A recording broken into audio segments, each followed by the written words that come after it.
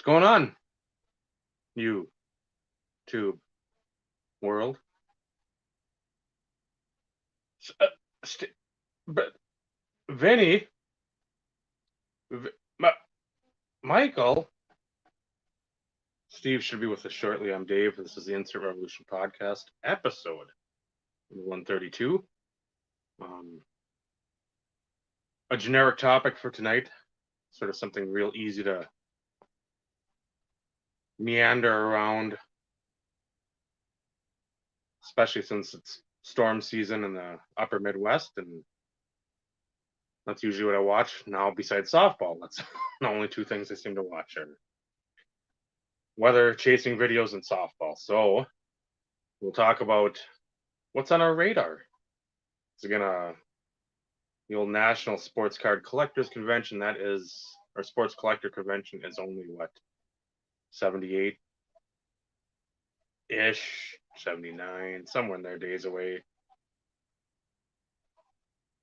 Less than 3 months. July 26th through 30th. That'll be something I'm sure that'll come up. So I know that's why I put the ramen in there to signify the saving for, and again, not necessarily just a fucking splurge and blow a fucking wad of cash there. There's not going to be any $50,000 challenges between us. We don't have Whatnot and PWCC's shady back, and we might have like a $50 challenge. I'll go start. Stuke, what's going on here before we pushed to live? Orlando, how are you? In the mail.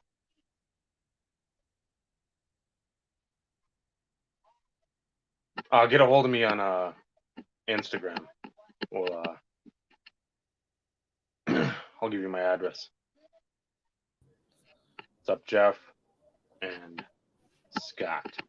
If we were counting.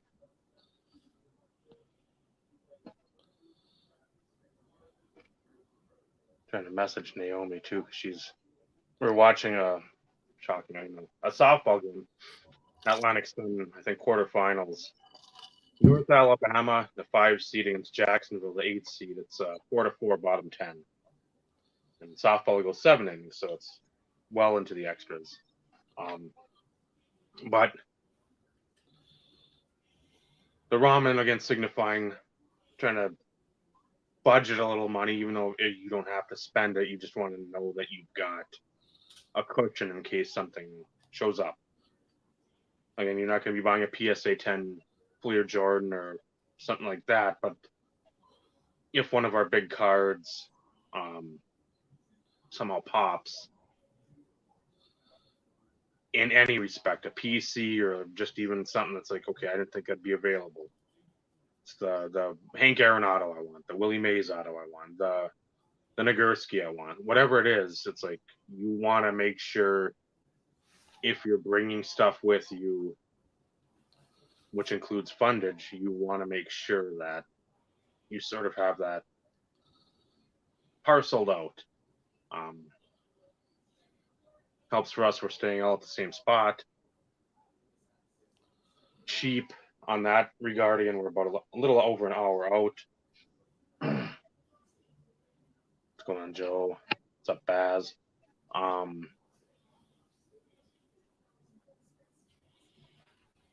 So we can bring, I mean, we want to eat out. That's going to be something we're going to do.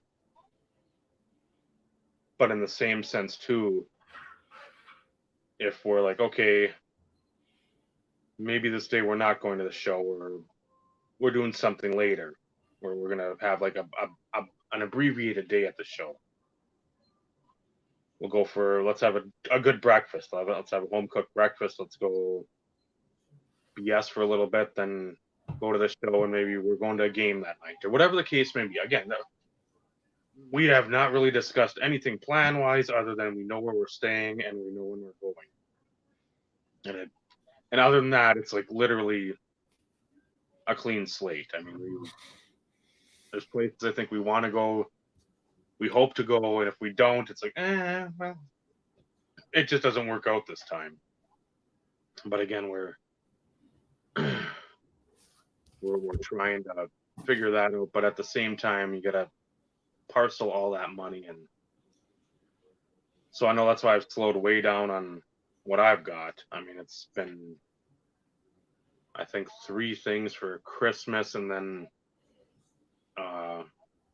since Naomi's number 12 for softball, I've looked for like softball jerseys, like for her to wear with the number 12, and I found a few hoodies, some different hoodies out there, and again, she's like gung ho into wanting to do that. So I'm like, okay, if I can push that on her without it being like you got to be in the batting cage at 5 a.m. You got to be pitching by 6:30, and no, it's like if you're still wanting to organically support all this shit, then that's where we want to go with it. But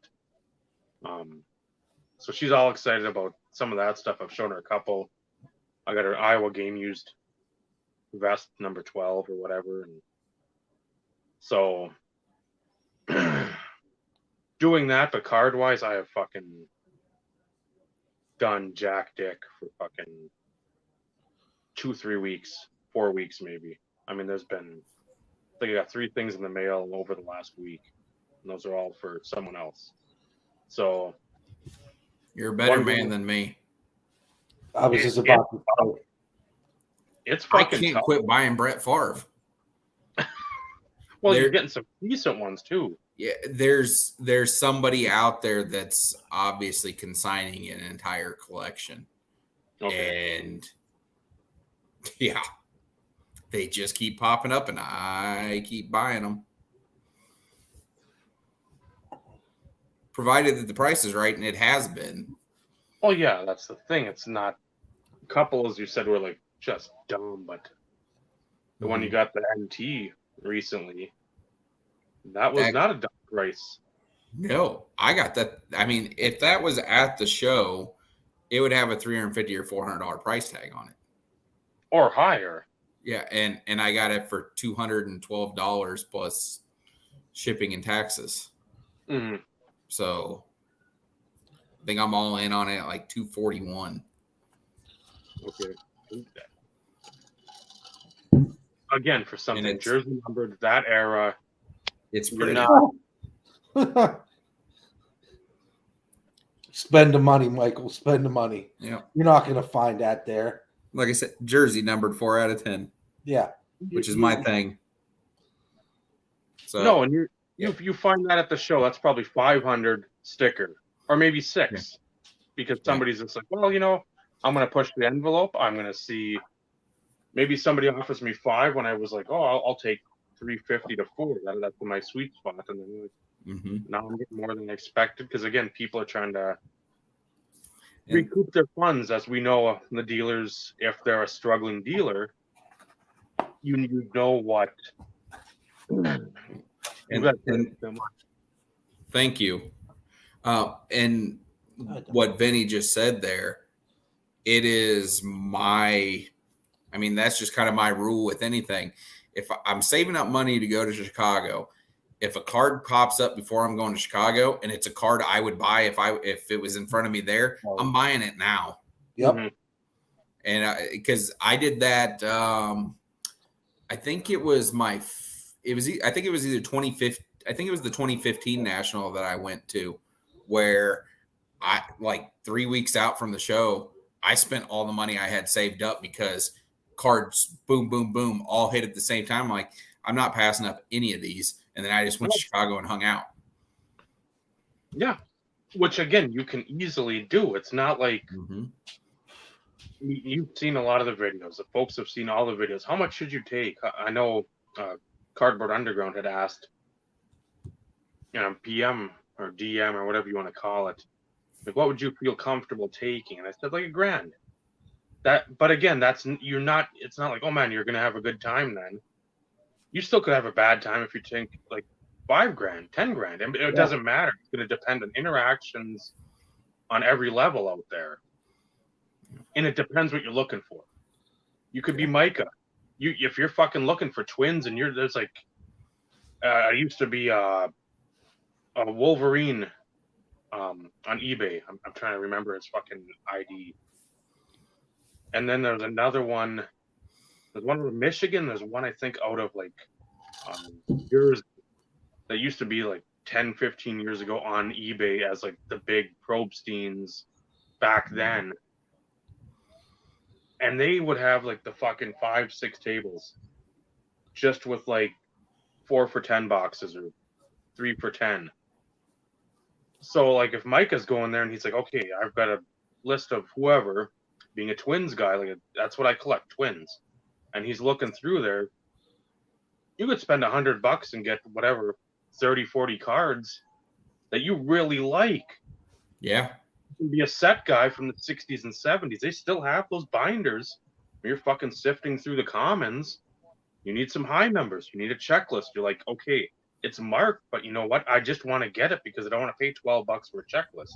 I'll pay them 50 cents for the marked one because it's there now. The placeholder is in place.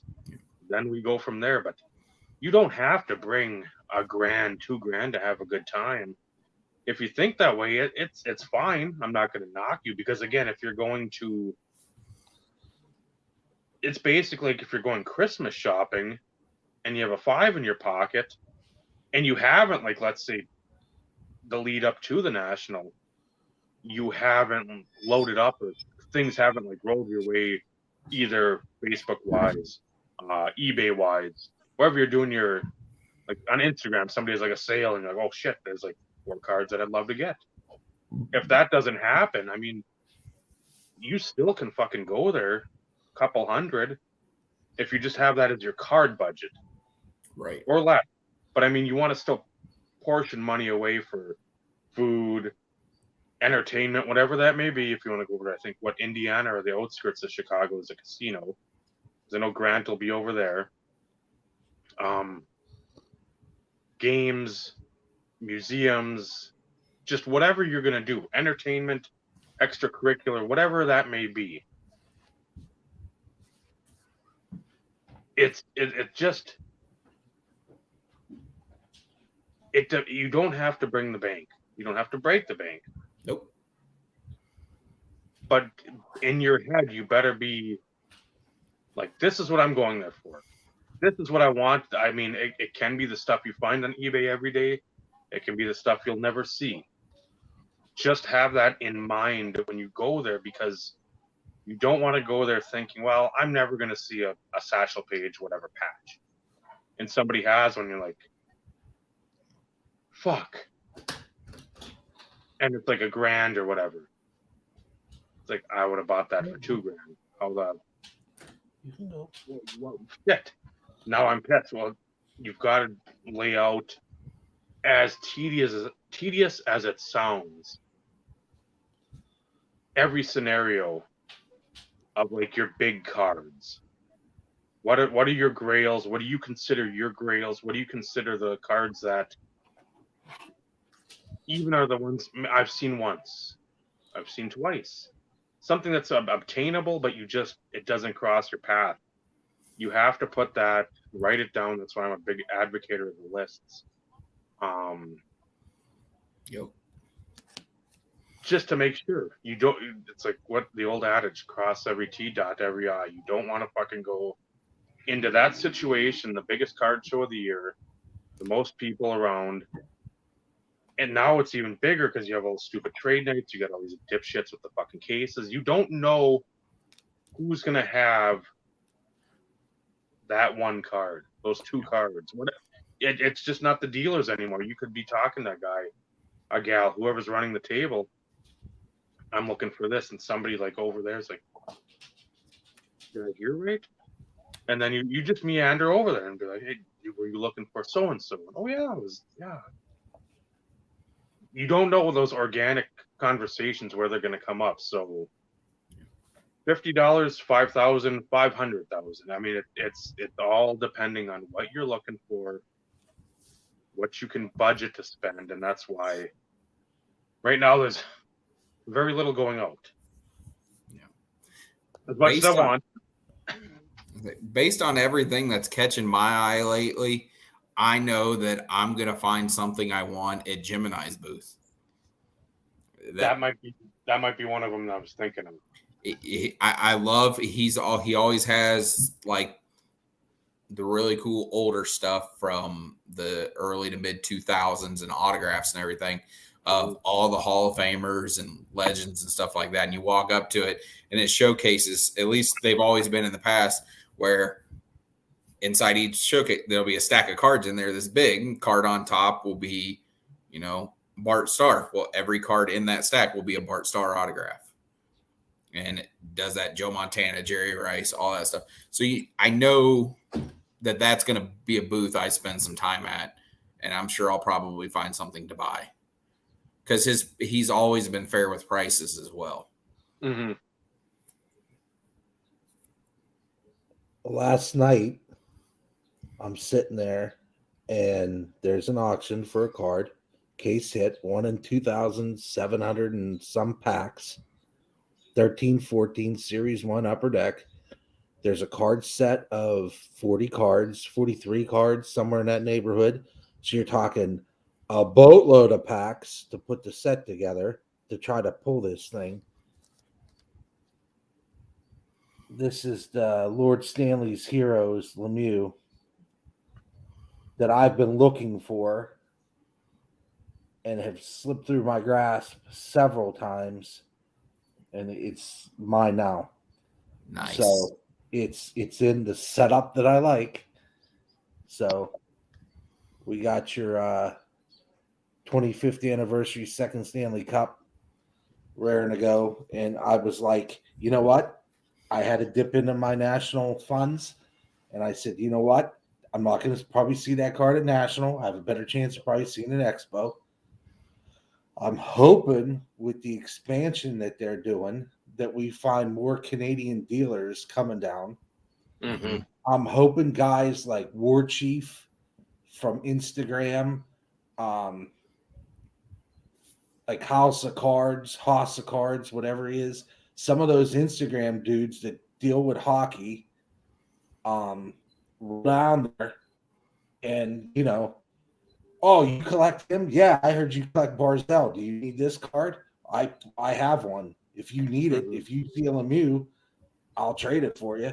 Those are the kind of things I'm hoping to find. I love baseball. I like selected football, basketball. I love Larry Bird and Horace Grant. My brother always loved Horace Grant, so I'm going to try to see if I can find something pretty decent for him because he had the rec specs back in the day, just like Horace, and that was his boy. Nice. So I'm like, I'm going to look for obscure stuff, Christmas stuff. Like my big problem right now was ComC. It was bad this last month.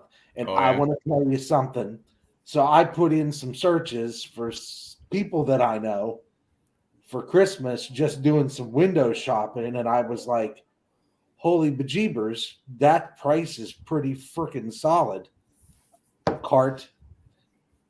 Well, that's pretty dang solid too. Cart. And then I'm like, okay, Lemieux card for me. Finish it off. Then I was like, okay, 2-3 days later, I go through the searches again. I'm like, dang. I said, that's a good price for that. Lemieux card for me. And I was like, I did that. I think I have 4 orders coming from ComC, or 5, that I bought just cards for Christmas. And after talking with Steve last year, I'm like, I was going to go a little crazy compared to what I normally go. And he talked me off that ledge. So thank you, Oracle. But, there's some stuff I'm going to bring with me to Chicago because, like, speaking of the Oracle, there he is. He puts me back down in my place where I belong. That was StreamYard. I didn't do anything. It automatically put me there. It knows your spot. It's like home sweet home Alabama. In your case, Texas. Here, shut up. I'll stay up here too. I don't mind. So anyhow, I'm gonna bring probably. I have a stack for somebody that's north of the border, so it's a lot easier probably giving it to them there than it is shipping. And then probably that's the only time I'm going to see Michael this year. So I got something I found at a card show for you that was just freaking. I'm like, is that real? Is that price you have on there? That's legit. He's like, yeah, I'll knock 20% off. I will take that card. Thank you very much. I'm hoping when being numbered the way it is, I'm like, this is like Michael card. And I'm like, I hope he doesn't have it. And it's like, yeah, because I don't ever see Clay stuff at shows. I don't see TD. I don't see Josh Johnson. I see Brodeur stuff. But I saw don't Josh Johnson once. Yeah. Yeah, didn't you buy it? Huh? Didn't you buy it for him? I did. Yeah. That's the only time I've ever seen one. Now, like for Dave, there's a guy named Tim, and he should be at the National. I haven't been to a card show since last year because that's when I started putting pennies away for the show. And there's a guy named Tim that has hockey cards. He always cuts me a freaking smoking deal, but when he goes to the big shows, he doesn't bring his value boxes because he's got to pay for the show. And let me tell you, his cases ain't nothing but bangers. Jeff will attest to that because that's the last time I saw Jeff too, was at the show in there's one at where is that? Royal Oak, the Elks. That's probably the last time I saw Jeff too, last summer. And I mean, I walked out of there. He's like, here's what I normally give you. And he's got a flip phone. And he's sitting there doing the math on a flip phone. And he's like, this is what you normally pay. He goes, but for you, it's this. And I'm like, how can I friggin' argue? Yeah. And I mean, there were so many cards that were such a steal. Because, I mean, he puts them at sticker, but he knocks right off the rip, he knocks 30% off. So by the time I was done, it was like 52%. That's like a Conacher card. That's where that came from. The Corey Conacher card that you were like 8 cents. I could almost quote the Christmas episode. That's how many times I've watched it. I watched it yesterday because it gives me the warm and fuzzies and I can hear ghosts barking, which also helps me. But he's like, it was like 80 some cents. Yeah, Tim was in Taylor. So that's the other show. There's one at Elks. There's one at the Balkan Hall. And then there's one in Taylor, which is south of me. That one I've only been to once. And I'm going to tell you that the one time I went to Taylor, I came out of there. If I'd have had $1,000 with me, I'd be rich right now because I could have bought 15, 16 OPC Platinum for $80 a box. Those boxes are almost $1,000 now. And he had 6 boxes there, and I would have bought all 6 of them. I'd have probably opened 2 of them, and I'd have probably been sitting on $4,000. But I didn't have the cash with me, and I just passed them up. But c'est la vie, as they say. But that's like 05, 06. All that time I was buying junk wax because that's what I knew. And I'm like, I got plenty of time. Much like our week episode last week. You never know when you don't have that time. And there were boxes of Fleer Ultra I could have got for $100 a box, 05, 06. Power Play. I'm trying to think. MVP, Victory. All $150 or under. Wow. And that has Ovechkin, Crosby, that crop, and then the 15-16 stuff, which has McDavid. Mm-hmm. And a cast of other characters in 15-16. Eichel, There's a bunch in there. Larkin. It's like, man, but like they say, coulda, woulda, shoulda. But I no regrets. No regrets. For Joe's question here, I want you to go over comps, if any, or how much over comps will you go, considering if you see something you really want a national? And it's not the loaded question. It's always going to be, for me, card by card basis. Exactly. Yep. I mean, if it's something, if it's a JJ 101 or something to 10 or under, especially if I don't have it, I really, Joey will fucking nickel and dime you to death. I will not. If it's a price I'm comfortable paying, if it's a plate that's $20, I'll pay $20. I'm not going to sit there and dicker. Could I get it for 15? Probably. Obviously, I'm going to take this, but I'll look. If I see that right away, I'm going to continue looking. If this is in here, fuck all if something else ain't going to be. If you bring a Josh Johnson to national, you're going to have some of the depths that I have, and I might find, if it's not a player I collect, more than likely it's somebody I used to collect and still have a fucking treasure trove of shit of. Wow, there's a Merkin Valdez like logo tag or something. Like fucking 2-row or 3-row of him. I will fucking look at that too. Stuff like that. I mean, if you can bundle the shit, that's always best. If it's going to be something like, let's say, and they're like a Nagurski. If I found a Nagurski auto, there are no comps. That's the thing. It's not like I'm looking for like a Trout PSA 10 update. If it was something more of the mainstream generalized card that I don't want to say everybody's got, but it's more readily available, that would come into play.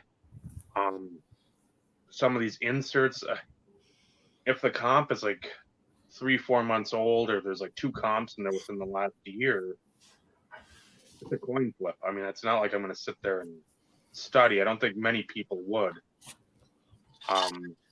It's just sort of the feeling you have when you see the price, know the significance it is to your collection, or the chase that it's been for you to try to get.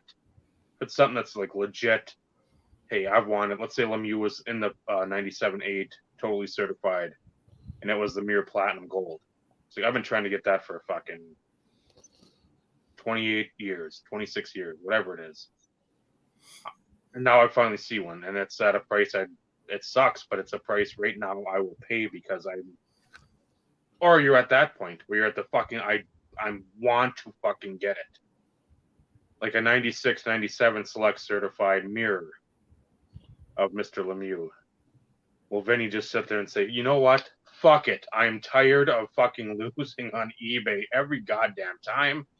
This price, 100 over. Well, okay, next time we'll go 50 over that 100. It's 100 over that price. Well, now we're just fucking burning money. I'll try a little more. Now it's like twice that price. Did I miss something? What I'll happened? figure out where to save money on something else. Yeah, and that's what you do too. It's like, okay, if I'm going to spend 1.5 times what I want to spend on something, okay, then I'm not going to go through a lot of value boxes. I want to, but I know that's going to be a massive temptation of cards. In the end, if I'm not looking for specific players that I know my friends collect, it's just going to be shit that sits. As bad as that sounds, it's just going to be sitting in a pile or in a box. I love it. I know my mind will say, oh, well, you appreciate it more. And I probably do, but I won't appreciate it by it sitting. Now, if I can get something that's just a ridiculous deal, like, okay, here's a Mirror Gold, whatever, a WA that's for like $60 that somebody doesn't know they've got, like, yeah, I don't care. I mean, like, that's dumb not to purchase that. But I mean, if it's like for 140 and like the last two comps are at 200 and 250. It's like it's a good deal, but it's not something I really need to get. I'd rather get Brodeur before like anyone else. I'd rather pick up a Jason Robertson. I've got the young gun, but I mean, I'd rather pick up like an SPA auto. I mean, just something like that. It's always in that hierarchy of what you're thinking or what's on your list. Like, again, I just went through for the last 40 minutes, it seems. But Joe, I know you understand being like a new guy. You're not just sitting there like, oh, that's my first show. I don't know what to do. You have the idea of like what you want to pay. But yeah, for anybody else, if it's something that you can readily get, let's say it's a Zion Hoops rookie. You're looking for PSA 9 Zion Hoops. There's going to be plenty of them. You don't have to sit there and buy the first one. I mean, that's something where you should have a good idea. It goes for whatever price it is. Let's say $20. You see one for 15 and you're comfortable. Hey, it's under what you know it goes for. But again, for a lot of the stuff we're looking for, it's the fucking like 1/10s, 1/1s, and I've never fucking seen it before, and it's 24 years old. Those type of things. So it's one of those in which when you see it, it's going to be John Travolta. It's going to be the chills that card is supplying. It's electrifying. You'll feel it because it's like you see it, know it, and it's like, okay, here we go. Yep. You're not Mike Goldberg for UFC, but you're ready. So my advice: just don't on the low end, and again, Trout 10s or whatever, Ohtani PSA 9 rookies. They're not low, but in the grand scheme of availability, they're out there. I mean, his shit, what, 2 years ago, you could find that shit for like $5, $10. Yeah. I don't know what they go for now, but I mean, it's like, it can't be a ton more, but it's got to be something more than it has been because, again, the last couple of years. So, again, PSA stuff too, that would be another thing. That's a whole different can of worms. If you want to pay up for a 10, that's fine. Crypto grifters paid plenty of times for raw, sent it in when the time's right, and gotten 10s. So, as it says on the screen, patience. I don't want to buy just to buy. That's my big thing. Yeah. Because you can all do that on eBay. I've gone to shows where I'm like, oh, Oral Hershiser rookie. There's 5 of them there. They're 55 cents. I'll just buy 5 of them. No, I don't want to do that. Yeah. Be free. It's like I don't want to buy dumb stuff that are just going to sit there in a box says to process. I got stuff I bought from shows before the pandemic sit in a box saying to process. I don't want to put it in a top loader. I don't want to do that stuff. It's like I don't need that stuff. I don't want that stuff. And if I do buy it, I want it in a better condition than the crap I did buy. It's like I don't want that. So at National, it's like I want to be laser focused on my stuff. And like I said before, if I take the money home, I take the money home and I save it for Expo. It's no fault. There's nothing I'm going to buy that's not. I'll probably buy more Pokemon cards for seed than I do maybe stuff for myself. I don't know. If I see stuff for people for Christmas that's a smoking deal, I'll buy that stuff. Those are the kind of things because I know there will not be a huge amount of Maryland Mew stuff in there other than like maybe tons of his rookies. Because that's what's in Card Ladder. So there's no other Lemieux in Card Ladder or whatever it is, which is good in a way because then PSA never knows what you send in and how much it's worth. in a way. I'm grateful for that matter. And and while we're on the subject, and Vinny's talking here, Fanatics Overlords, do not call my house when I purchase something and ruin Christmas or birthday presents. Thank you. You have to be stupid. So the wife answers the phone, and it's for me. Says I'm not here. What does the guy go and do? Well, he ordered something. Well, what did he order? Blah blah blah blah.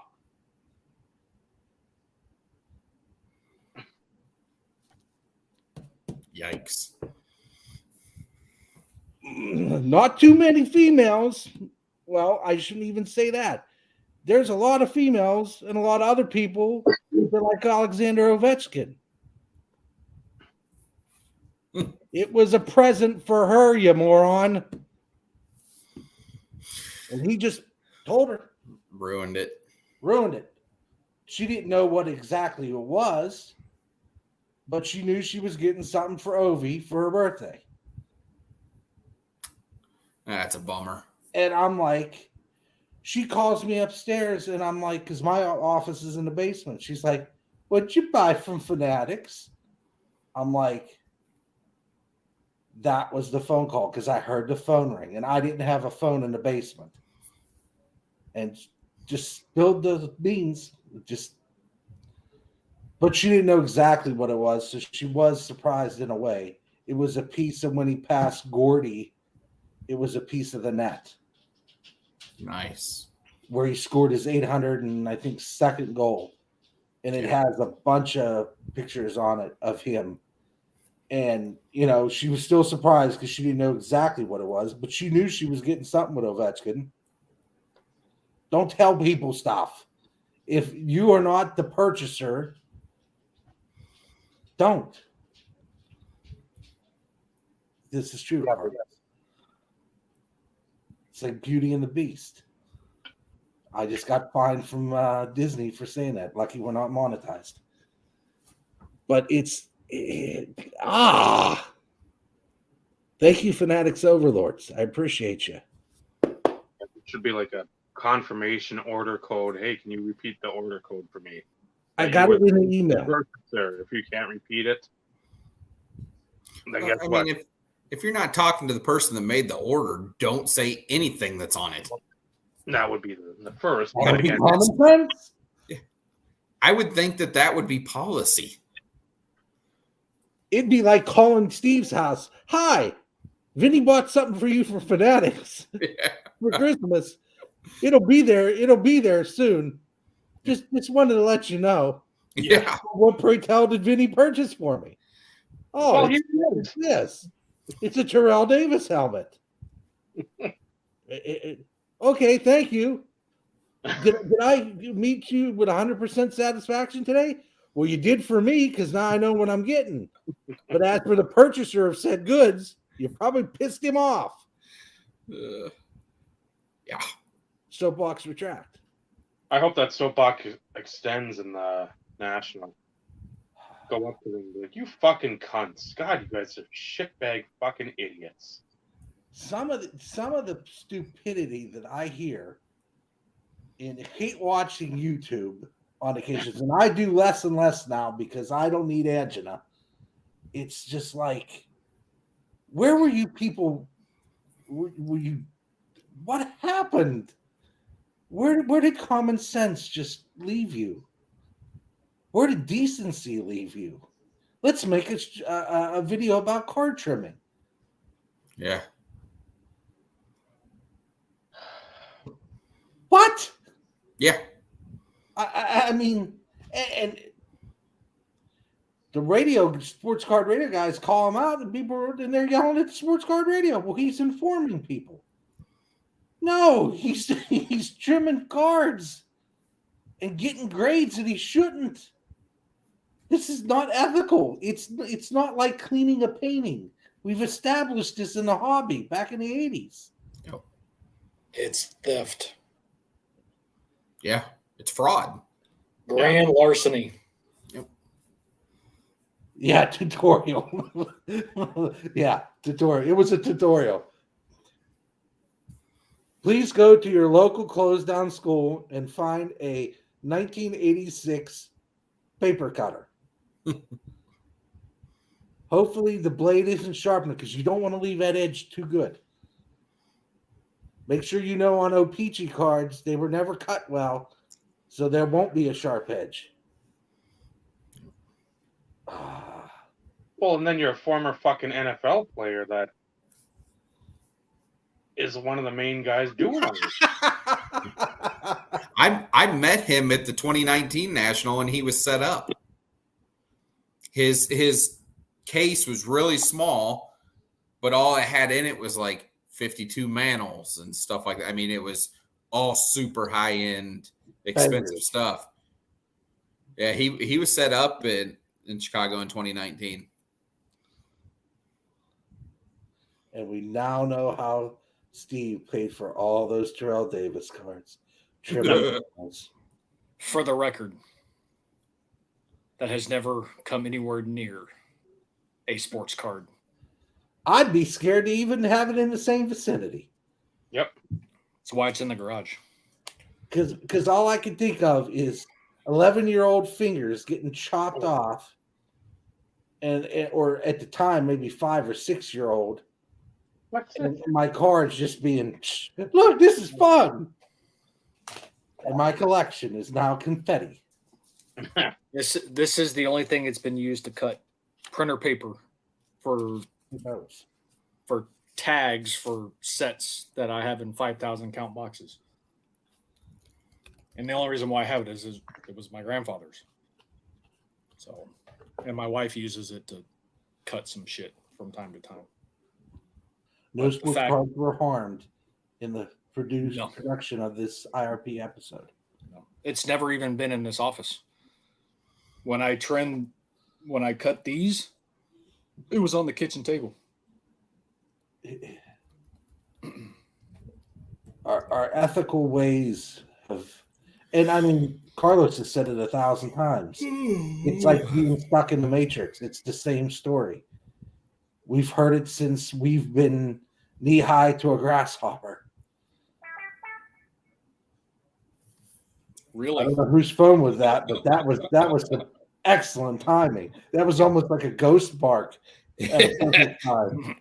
Somebody sent me a photo on Instagram. And I'm like, yeah. So they're all going to be there. I'm still curious if it's sold out because we haven't heard that yet. We know the VIP with the parking pass is sold out. Yeah, the regular VIP and standard stuff is not sold out. Yeah. So I'm wondering. Yeah, because I was just on there the other day. I think I'm just going to go ahead and buy a VIP package. Yeah. Because I don't want to have to buy a ticket each day to go in. Yeah, that's sensible. And with C being under 12, she's good. Yeah. Because I think the VIP package is like $125, something like that. Yeah, plus it's worth the freebies. Yeah. Yeah. And I think that's actually this year, I think, is the first time where I'm actually going to probably spend some time standing in line to get autographs from people. Charles Woodson and Kirk Gibson are both going to be there, and I would like to meet both of them. That's a tornado. That's not. I don't like it. That's over in Kansas right now. Good Lord. And that person's driving right towards it. That's probably that's what I would do too. You can see the funnel right there in the middle of it. Well, I think that's the rain shaft, right? Yeah, that's all the rain. No, to the right. He's talking about that. That could drop at any second. Yep. So that's what I'm watching right now. Yeah, hard pass. Yes, Duke, I don't know. Dave, was it you that said something about coming across something specific to it being the what I sent you on Instagram? I sent you something on Instagram or in text. I know like a 200,000 square feet they like somehow opened up. Yeah, something something like that. It's ridiculous where it's like, okay, that's gonna be Yeah, and of even course, thanks for sending the picture, Vinny, and letting me know TD is going to be there now. So now Yeah. I'm going to have to figure out how to ship this thing.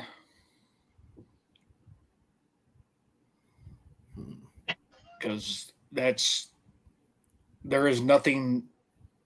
I have 16 by 20s. I have a jersey. I have a helmet. I have a mini helmet. I have a football. Actually, I have two footballs. One of those courtesy of the guy over there on the other side of me on the screen. Yeah, that guy. Yeah. And it's like the only other thing, it's like, I don't know. Do I actually want to get that autographed or do I take the custom card Chris drew? So smaller piece, smaller price point. But at the same time, it's like I almost want him to see Yep. Chris's artwork too, you know? Yeah. So, and if I can get it signed for, $150, Yeah. to me, it would be worth it. But I want to ask Chris if he would have an issue if I do that. Yeah, I unfortunately Chris did an Aaron Rodgers piece for me that I would love to get signed, but due to Rodgers' contract with Fanatics, he cannot sign custom artwork. Oh, of course not. Everything has to be NFL licensed. Like even the people that make those ugly like hydro dipped helmets and stuff like that, he can't even sign those anymore. And that would be something that I would be concerned about. Ship it to Vinny, drive it down there, go stand in line, pay the price for what would be considered a 16 by 20, and then come to find out he can't sign it. Yeah. I mean, that would kind of piss me off. But I was watching something last week and they had them the very thing that Michael just said. They had him sign the helmet, right? All legal like. Then they painted the helmet over with the hydro dip and all that stuff, and they put like masking tape or whatever they do to protect the signature. Then they did the dip, and you're like, Yep. How is this the same helmet? He's not allowed to sign this. Well, here's the before picture. Here's this, and now it's JSA certified. Well, how's it going to be certified? Is it certified before or after the dippity doo-dah? Because this helmet that's certified is white with the Chiefs logo and Mahomes' signature. This helmet is like black with the Chiefs logo and his signature. It's something's not adding up here. What's the deal? Yep. No, and then you'll have to look if Terrell Davis has some sort of information out there. Like, is he Fanatics deal? Fanatics, bullshit. Yeah, typically you can find information on the bigger name people, and it'll tell you what they will and won't sign. And then there's a lot of guys that have limitations on number of inscriptions or number of words in an inscription, stuff like that. Because I know Rodgers has a private signing coming up here pretty quick in the next like 3 or 4 weeks, and you can't even send anything in. You actually have to buy the product from the person doing the signing. He will only inscribe 2 things. That's it. And I'm assuming because it's going to be nothing but Jet shit. That's why I got Meredith her Harrison jersey signed. He signed a contract private to, I think it's Primetime Sports or something. And I was like, I'm going to get it now when it's the first signing ever, because if they're the only people that can do it, $100 and whatever dollars, 200, whatever I paid, I can't even remember, seems pretty reasonable. Yep. Knowing Big that time. he's going to be exclusive, and unless you pop one of their jerseys and it being their product and all that rigmarole, I'm glad I got the helmet signed when I did, because she has the full helmet and she has the jersey. And those were, and I was going to get her a picket ball or a helmet for her birthday. When did picket become $500 for a ball Yeah. and a Yeah. helmet? I'm like, the dude's done. I don't want to sound bad against Kenny because he's my quarterback and everything, but when is he commanding $500 for a ball Yep. or Should a not helmet be. or a mini helmet? A mini helmet. That's crazy. That's what I paid for Ben's helmet, a mini helmet. His mini helmets go between $300 and $700, depending on what mini helmet it's on. Mhm. And I got a smoking deal on the one, and I was like, I have to buy it because I will never see it this cheap again. Mhm. It's like, and then when they, like you said, when they sign exclusive deals, They control everything: price, product, all of it. Upper Deck, Michael Jordan, boom. Yep. If you see anything else, you have to, number one, be skeptical. Mm-hmm. And number two, what's he really going to sign? Because he's kind of a private kind of dude. So it's not you're not going to see stuff other than what Upper Deck puts out there. Yep. Tiger's the same way. Tiger only signs with Upper Deck. Yep. And I know, like, when Lemieux started, it was Leaf Donruss. And now he's in just about everything because of you can't find older signatures.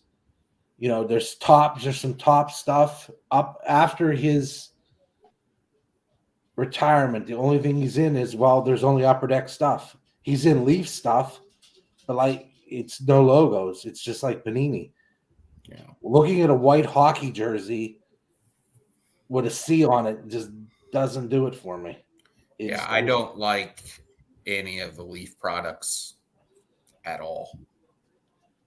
So this one, this is a 2023. I just thought it was cool because that setup right there is normally the 90, between 90, 91, and 91, 92 before they went to the Robo Penguin. So you could see the Coho gloves, the Jaffa helmet. And the way he's positioned, you Yeah. can't even really tell that you wouldn't see much of the logo anyway. Exactly. You could see the Lemieux and the 66, but distinctly missing on that picture are two patches. The Badger Bob would be on his left arm, but the right arm would be a Penguins logo. So for the trained eye, and then there could be even a 25-year patch of the NHL being in the league on his chest, or the Stanley Cup logo. So it's just, I just thought weapons of mass production. I thought it was a pretty cool card, and they have like 17 versions of this, numbered down to 5. This is 10 of 30. It was good enough because all of them look the same. Yeah. It's a piece of stick, 2 pieces of stick, bada bing. So I'm like, this is out of Leaf Lumber. So the same ones that do the bat cards and all that. I'm like, that works. Speaking of Badger Bob. Yeah. Roberto. Hello. Figuring out this lighting so your audience can get the best of Bob Lewis. What's going on, guys? You hear me all right? Yep. And then if I get choppy or whatever, since I'm in the attic, the furthest away from the router, let me know. I'll clock out and clock back in. Those are some nice cards, man. Vinny. Yeah. I got some stacks here that I brought just in case we needed to show cards. Eric's not here, so we can't need to tease him. So I don't think Eric's like this anymore. I even bought a box rep. I didn't know that, much to the know. I didn't know Michael was going to be here. but bowling's done, so that's that. Didn't know how long Steve was going to wait for him, so bought supplies. This was my only real recent pickup. It's just I think I showed you guys in the chat, but little die cut action there. I was looking at one and the edges was just, it's for me, and we often say, condition isn't so, well, I often say, if it's just for me, I can maybe deal with some imperfection, but that one was a little too much to, to just overlook. But now it's the insert into the Shack Z-Folio right underneath the regular one, right? Why is my daughter calling? Hold on, I'll be right back.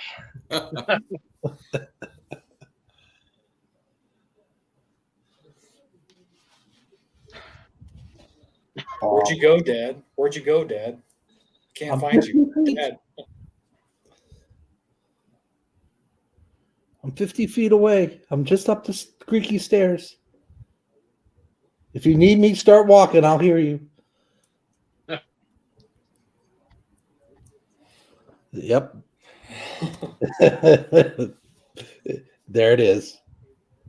Hashtag facts.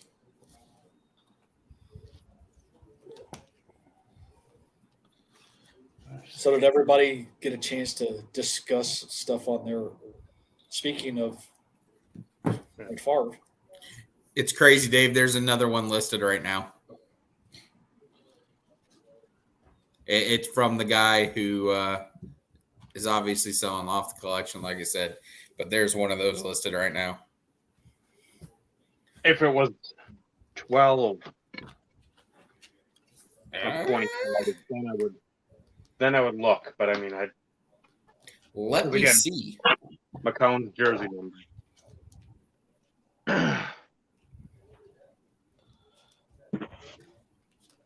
It's 20 of 25. So not necessarily. Even if I went for the combined jersey number, You need 16. yeah. You know those, I forget what year it is, but it's the gridiron gear.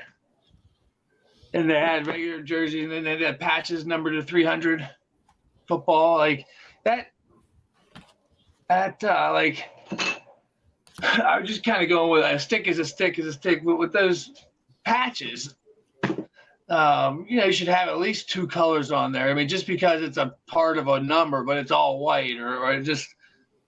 Do you guys? I don't know how often you're in the market for them, but the ones that are a little chunkier, have a little bit more eye appeal, go for more. Would you think not? Yeah, like Yeah, moth.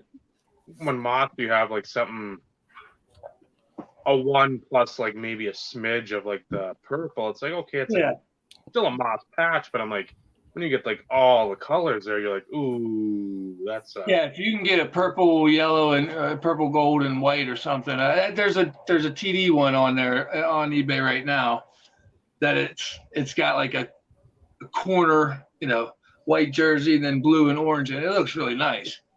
But I don't know what prices should be. I haven't really studied much of like the sales data, but yeah, I'd like to get a nice patch like that. I don't know. That set just appeals to me. I've had a Brunel and a couple ones over the years. I like to look at that set. Anyways, yeah. So here, this is what I'm doing. Just real quick, like, kind of went through and got the base ones up here. I'm gonna go for this one is on eBay right now, but I'm not paying $80 for it. So yeah, or like if you got cards, the top's chrome inserts and then refractors underneath. I was like, why can't I ever find this one? I didn't realize that they were numbered. The apparitions are numbered to 100, one out of 90 packs or something. So that's why they want $200 for it. Yep. And a lot of that old finest stuff, like the Centurions and stuff like that. You've got the base ones out of some of them are numbered like out of 500, but the refractors are all out of 75. Yeah. They So sell for a the fortune. man inserts, those are big ones. I'd love to get a player actor like that. I think Piazza has one. If not, it's usually Piazza or Gwen, the baseball guys I go after nowadays. She seems like one of the two are usually in most of the cool inserts. That's That's Oh. dirty. And And what- that year, What they is that? literally spell out where that came from. Oh, that's so cool. Wow. Read what it says, Dave. That's a lost art, Michael. Nameplate. So it's probably the M. I guess one of the M's, or one from one of the sides of the M. It's Mhm. Pretty cool, man. I would say I knew I had. And I don't. if you're ever really hard up for cash and you just have to let one go. So does that bother you that he's in a Raiders jersey and it's a Viking? Not really. Yeah. Not really. Okay. I'm not picky about that either. I'm glad it doesn't bother you, Bob, since half the cards I got you for Christmas were Raise. double race cars with pirate stuff on them. Yeah. I mean, I don't know what's going on with most of my man. I hope and pray he's doing okay because it's one big question mark, it seems like. I have That not is heard my a word up favorite here. year of Ultimate Collection. God, that's pretty. Yeah, man, that's so nice. The foil on that's just great. All right, you can stop showing off all your mosses. If you see me down here like this, I'm scanning eBay. What else I have? How's your NKTOB pin collection? Because I've been finding a bunch of my sister's old ones. Nice. Numbered? Ooh. 22. And that's pretty cool too when they show the jersey. Like, yeah, Mhm. you don't necessarily know, but it does look. It adds to it, I think. And you have to have a sense of warm and fuzzies when you get Pacific stuff. Yeah. After what Jeff Morris said, we basically took pictures of everything because we were so worried about the authenticity police. Mhm. Do they Yeah. still exist today? I don't know because it seems like a lot of inauthentic stuff is deemed authentic. Yeah. Well, you figure Pacific's been gone since what, 04, 05 with hockey. That was their last shot. So I don't think anybody probably does it other than Upper Deck. Upper Deck does a good way of spelling it out. They always did though. They always kind of, gave you this. It was worn by this player in an official game. Yeah.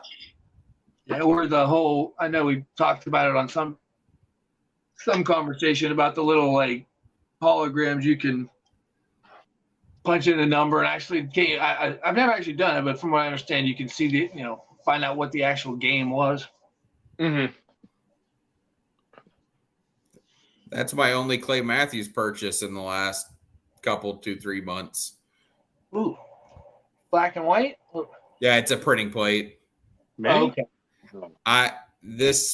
The 2015 Topps base card photo is my favorite Clay Matthews picture on a card. Oh, wow. Him, Sack, and Cutler. That's good. I love it. So I paid $40 for a printing plate because I wanted it. I don't hold that against you because I paid. I think when I made one of the sales, and then I'm like, I'm gonna go on ComC and just like snag whatever one-on-one Josh Johnson I can within reason. There's a couple plates that were like $26, $28. And I'm like, I don't want to pay that, but I'm like, I'm just gonna fucking get it done with because if I don't, and then they go away, I'm gonna be pissed because I'm like, I won mine on auction, so I know there was at least one more sicko that was willing to pay just under what I did. I own one plate. It's that Dominion. I got this year, 101. It's a black plate, and I paid solid for it. Yeah. And I'm good now. I just want to say because I wanted to have one plate in the Meadows collection. I'm not a big 101 guy, but the black plates. Oh my goodness, why did it call me? All right, 1 second. I apologize. I have to at least attend to my children.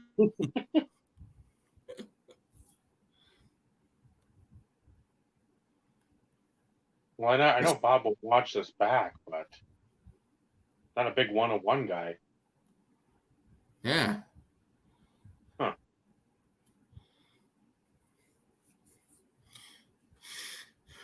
Yeah. I guess they call it in the business foreshadowing. I don't know. Oh. Dave, did you send a link to Mark by chance? I did. Okay. So he's the one who couldn't type his name because he's driving. No, I can't believe that. Hey, it says I'm in the show. You are. Correct. That was intentional, by the way. That was an intentional mashing of the keys. Here, is this better? Is this safe? It's illegal in most places. Yeah. Oh, shit. Yeah, Bob said he was going to bail. He sensed that I was about to join the stream. That was hysterical. It was like 2 seconds in. He's like, hey, I got to attend to the children. It was so perfect. It was like, it was the second I got here. He sensed a disturbance in the force. What a preview for the National. Yes. This cast. Oh, man, that's coming up. Yeah. What, somebody say 11 weeks? I was just driving by the convention center like a week ago, and I was just looking at it, and I commented to my wife, like, oh, man, I can't wait for the National. She's just, like, shaking her head. Like, you don't get it. It's a big deal. I said, C asked me, how many weeks of school left? I said, I think there's 4. And I did the guy's like, you have 4 weeks of school. She goes, how much time before we go to with Uncle Steve and see all the guys? I'm like, it's like 11 or 12 weeks. She's like, okay. And without batting an eyelash, Meredith's like, it's this many days. I'm like, I'm glad that you're counting because she's going to be free for what? 1, 2, 3, like 4 days. She'll be husbandless and one daughterless. She won't know what to do. Oh, man, it's gonna be jury duty. I think she has jury duty the day Steve and I and C leave. So that's the one sucky thing. What's the topic of discussion this night? I just got off of work, so I haven't been in the stream.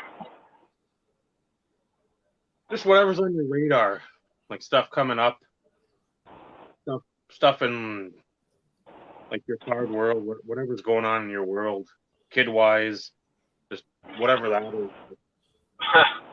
I've been working 6 days a week and will in perpetuity, so I don't have a world right now. I just go to work and then I come home and I go to sleep. I haven't bought a card in a while, man. It's I've gotten a few, but I mean it's not like shit's I've got shit stacked up, but it's from the past like 2 months and more so from like March. The last 2-3 weeks, like I said, I bought 3 cards that are in, and there was a buy it now that was too good of a deal to wait for Josh Johnson that I hit the buy it now on, and that was like last week. So I would think oh, sorry, didn't mean to interrupt. Oh no worries. It's just been like, okay, the softball for Naomi. I've been traveling fucking a ton for Naomi, and then I just want to not fucking worry about money down the road for that. I'm just like, okay, let's worry for softball, all that shit. I got a couple, like I said earlier, like softball jerseys and hoodies. So get some of that stuff. And again, she loves it. That's what I want. I can fucking not buy another card all year and I'd be happy. Again, unless like a rare Josh Johnson pulled up to the front, and then I'd be like, well, I will allow you inside, but the rest, no, thank you. I was gonna say that's got to be a tough aspect of super collecting a player like Johnson, where it's like you don't know when this stuff is going to show up, and when it does, you have to jump on it, or you might never see it again. Yeah, there's stuff that I know I've overpaid on greatly, and it's like, well, the funds were available at the time. It's like, okay, I can make as the kids say, make a play on it, and do it then. But I'm like, I'm not going to sit there and overpay, because there's been a 101 exquisite with Yusmeiro Petit, I think. Him or no, Eli Solar, old Mets like Cuban guy they signed in like 05 or 06. It's a 101. It's been up for $9.99, our best offer forever. And I think when I had that other purchase, I think I paid like $120 for the Yusmeiro Petit one. I offered $120 and was instantly rejected. I'm like, well, okay, we're not even at a beginning price here, so I'm not even going to bother. Yeah. If somebody were to buy it, hey, great, congratulations. But I'm like, I'm not going to be. There's stuff I would overpay on. The Topps Chrome Super Auto, I would fucking probably pay more than I would ever pay or should ever pay or even consider paying for something. But some of that other stuff, I know I'm not going to see. I doubt I'll see the Verlander 101 Dual Exquisite, the Wainwright. If I did, I'm sure those prices would be 10 times what I paid for like the triples out of Ultimate, the 101. So I'm happy with those. If I saw those other ones that came up and they're the right price, great. But if they don't, I don't care. It's sort of like with Steve, the under fives. I mean, those are all like fucking cherries and sprinkled on top of the cake or the muffin or the cupcakes or whatever. So those are the ones you hope to see, hope to find. But at this point in time, I know people are going to gouge because Verlander Hall of Famer, Wainwright probably more so Hall of Famer too. Even if it's only Cardinals, it's good. He's a Cardinals legend. And they sell well, so it'd be a dogfight. I know. If it was up on auction, that'd be one I'd probably follow pretty quick because I'm sure you'd have a good handful of folks, including probably Neil, Crew from RBI Crew 7. He'd probably be in there too because I know I've shown him a couple of Wainwrights on the show before, and then I just send him sometimes, and he's just like, "Fuck you." I'm like, "Well." Said it's got Josh Johnson on it. That's Wainwright's not the guy I'm looking for. If I could take that part off and give it to you, I'd be all for it. But we need. Yeah, like the worst thing for you is if good players on the card. You would rather them just be busts. Yep. Yeah, because anytime you got somebody fucking good, it's like, okay, there's ones with Anibal Sanchez, ones with Dontrell, who, I mean, still, if you find the right guy and he needs that, might pay a little, but not a ton. But there's shit with Lester, there's shit with fucking Wainwright and Verlander. So, I mean, there's the Kershaw, he's got a duel with Kershaw. I think there's one with Holiday. I know there's a jersey. I don't know if he's got an auto with him, but it's like, fuck, you try to find those. It's got Kershaw at $250. I'm like, Colfax maybe. Yeah, man, that's Evan. Evan Jet. I don't know, something. You could be like me and all my cards, like, who's on there with Mario? Oh, let's see. Patrick Waugh, Wayne Gretzky, Mark Messier, Crosby, Gordie Howe. Oh, that's going to be attainable. Hey, 25 Mo down 25. Haven't seen you for a while. Sack.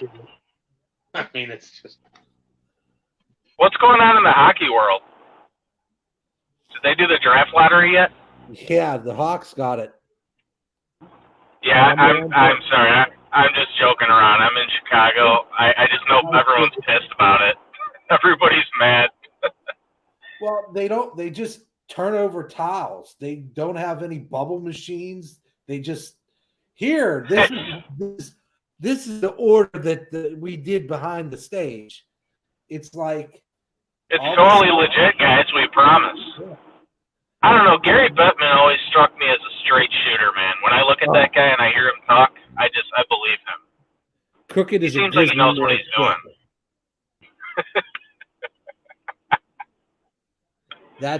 That's my comment to that.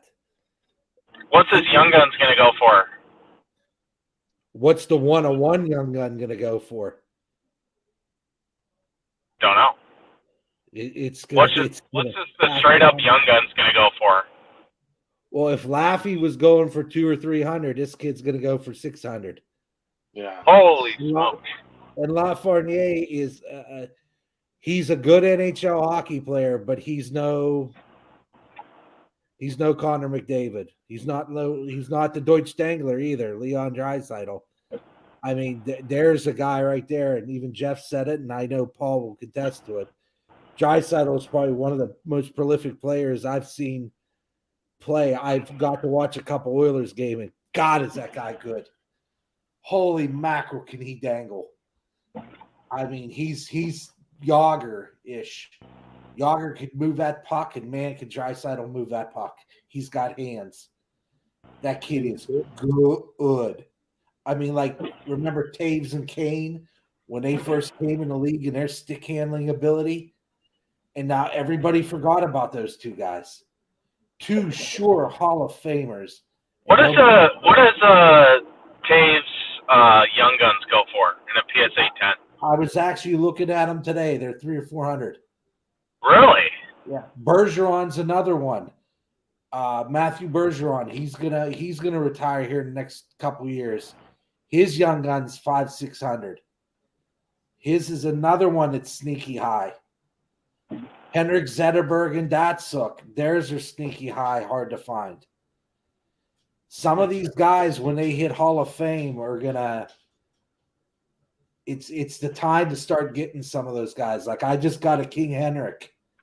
I think it's might have been a PSA 8 or 9 young guns. And I'm like, I'm getting it now because I know when he goes to the Hall of Fame, he's going to be one of the top 20 goalies of all times, win-wise, save percentage-wise.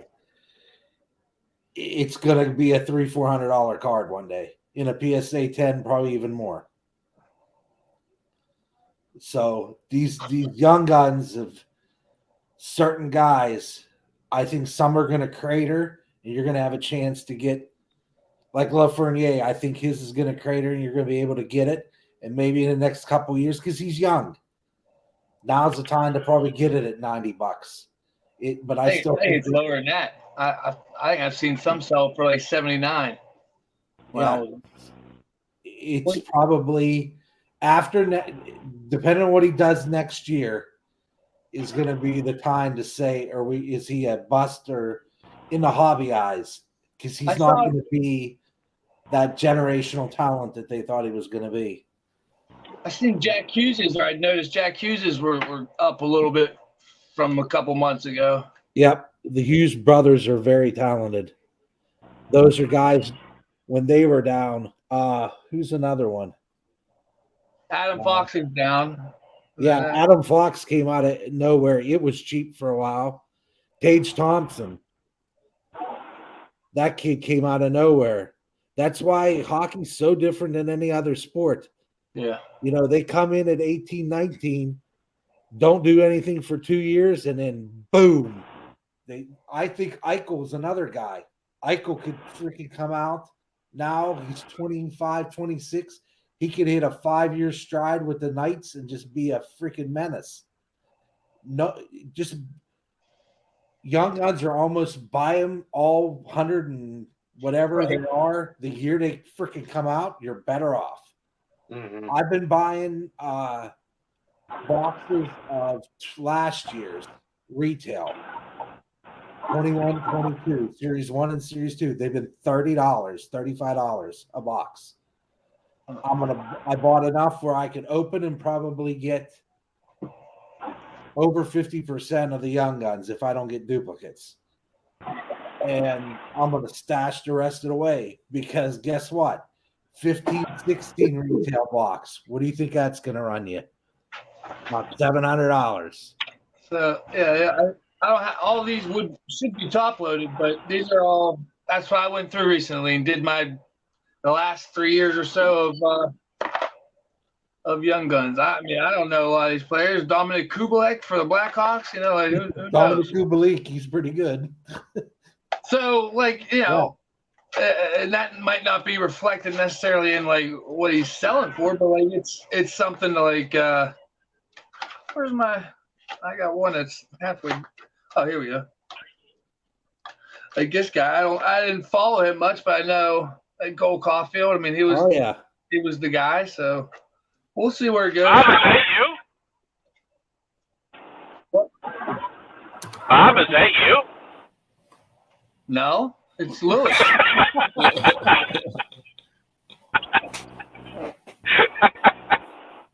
What's up? Hey, you call me? Hello? Fancy meeting you here. Is that like an ode to the hockey guys? That name right there. Oh, sorry. I just wanted to derail you, and it worked. Dude, there is none realer than Stove. Go back to your young guns. Pretend like I'm not even here. We'll just watch you drive home. Hey, Mark, be funny for us. That happened to What video you did? That happened to a buddy of mine who he was real shy with the ladies, and my other friend, he was there are these girls, and he tries to be his wingman, and he brings them up to these girls, and he goes, "Hey, this is my friend Steve. He's hilarious. Be hilarious, Steve." And he just completely froze and just awkwardly walked away. All right. All right. Never I mind. mean, that's kind of the type of wingman I'd be. So, you know, but we're married, so we'll never have that opportunity. Yeah, unfortunately. Oh, boy. So what else you been up to, man? Dude, you're looking at it. Okay, yeah, driving back and forth to work. Now, normally I drive to and from work in complete silence, so this is a real nice contrast to my everyday. Something tells me you're the type that talks to themselves. I'm just saying. You cut out there for a second. It's one to no one. Why? You cut out. I didn't hear whatever you said. I just said you strike me as somebody that talks to themselves. So, and I said it takes one to know one. So I don't necessarily believe in that style. I do talk to myself sometimes, but it's because I'm like studying for something for work. But yeah, I talk to myself all the time. I argue with myself all the time. Dude, I have to memorize so much shit, so many different like procedures and numbers, and it sucks. It sucks. I'm so mentally drained, man. But you know, we're not here to talk about me. What's that? Longitude, latitude stuff, or like GPS Sure, points? why not? Yeah. Sure, why not? Can you expand upon that for the IRP? Can you incorporate inserts into this somehow? Yeah. Right now, if my life was a retail box, I would not have made back what I paid for it. Yeah. But the next one will be better. There's lots of boxes left to open. Tons of Panini Chronicles draft. Yeah. Yeah. Yep. Oh, where You getting amped up for the national? Am I going? No, I am. I said, are you getting amped for it? I'm getting hipped and hyped. I've been hyped. Are we going to do a Cardboard Podcast Insert Revolution very special cross episode? I mean, it's Live? possible. Can you Sure. read the comment on the screen? I cannot. No, he's driving. Yeah. Well, that was a test and you passed. Carlos is suggesting that everyone else should just leave and let this run as a Cardboard Podcast episode. I do like how effectively I derailed everything. But with that being said, you guys can get back to the conversation. The joke has run its course. Yeah, he's tired of this talking stuff already. He's like, dang, I wish I had that silence again. Yeah. You can take me off the screen. That's fine. I can go back to the. There we go. Michael missed it. We still need to. Bob, we still need to release the entire Cardboard Podcast episode we did that was not on YouTube. I think the window on a teaser trailer is usually about a month at most. So we may have to do another teaser. Yeah, absolutely. That was a good one. We'll get him done until July, man.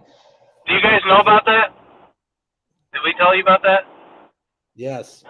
The last time you were here. Yeah, we all saw we saw the trailer. Well, at least Yes. most Oh, of us did. I forgot about the trailer. Yeah, the teaser. Yeah, never mind. Yeah. To me, that was like a week ago. I don't know how long ago that was, but there's time dilation, man. Like the YouTube time dilation.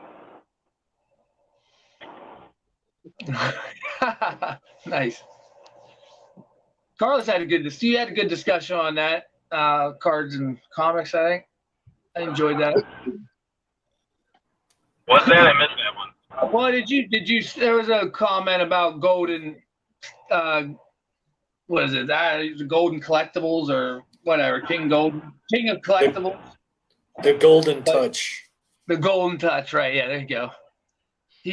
Ken Golden's got a Netflix 6-episode Netflix show, but can you really call it a show? No, it's a hype piece. It's a marketing piece at the end of the day. I've watched it. Yeah. I've kept my opinions to myself because let's face it, everybody else has talked about it to this point. Yeah. So it's why I kind of regurgitate it. What's the general consensus among the collecting community? I assume they're all for it. I wouldn't go that far, Mark. I think for those that are collectors, it's a fluff piece.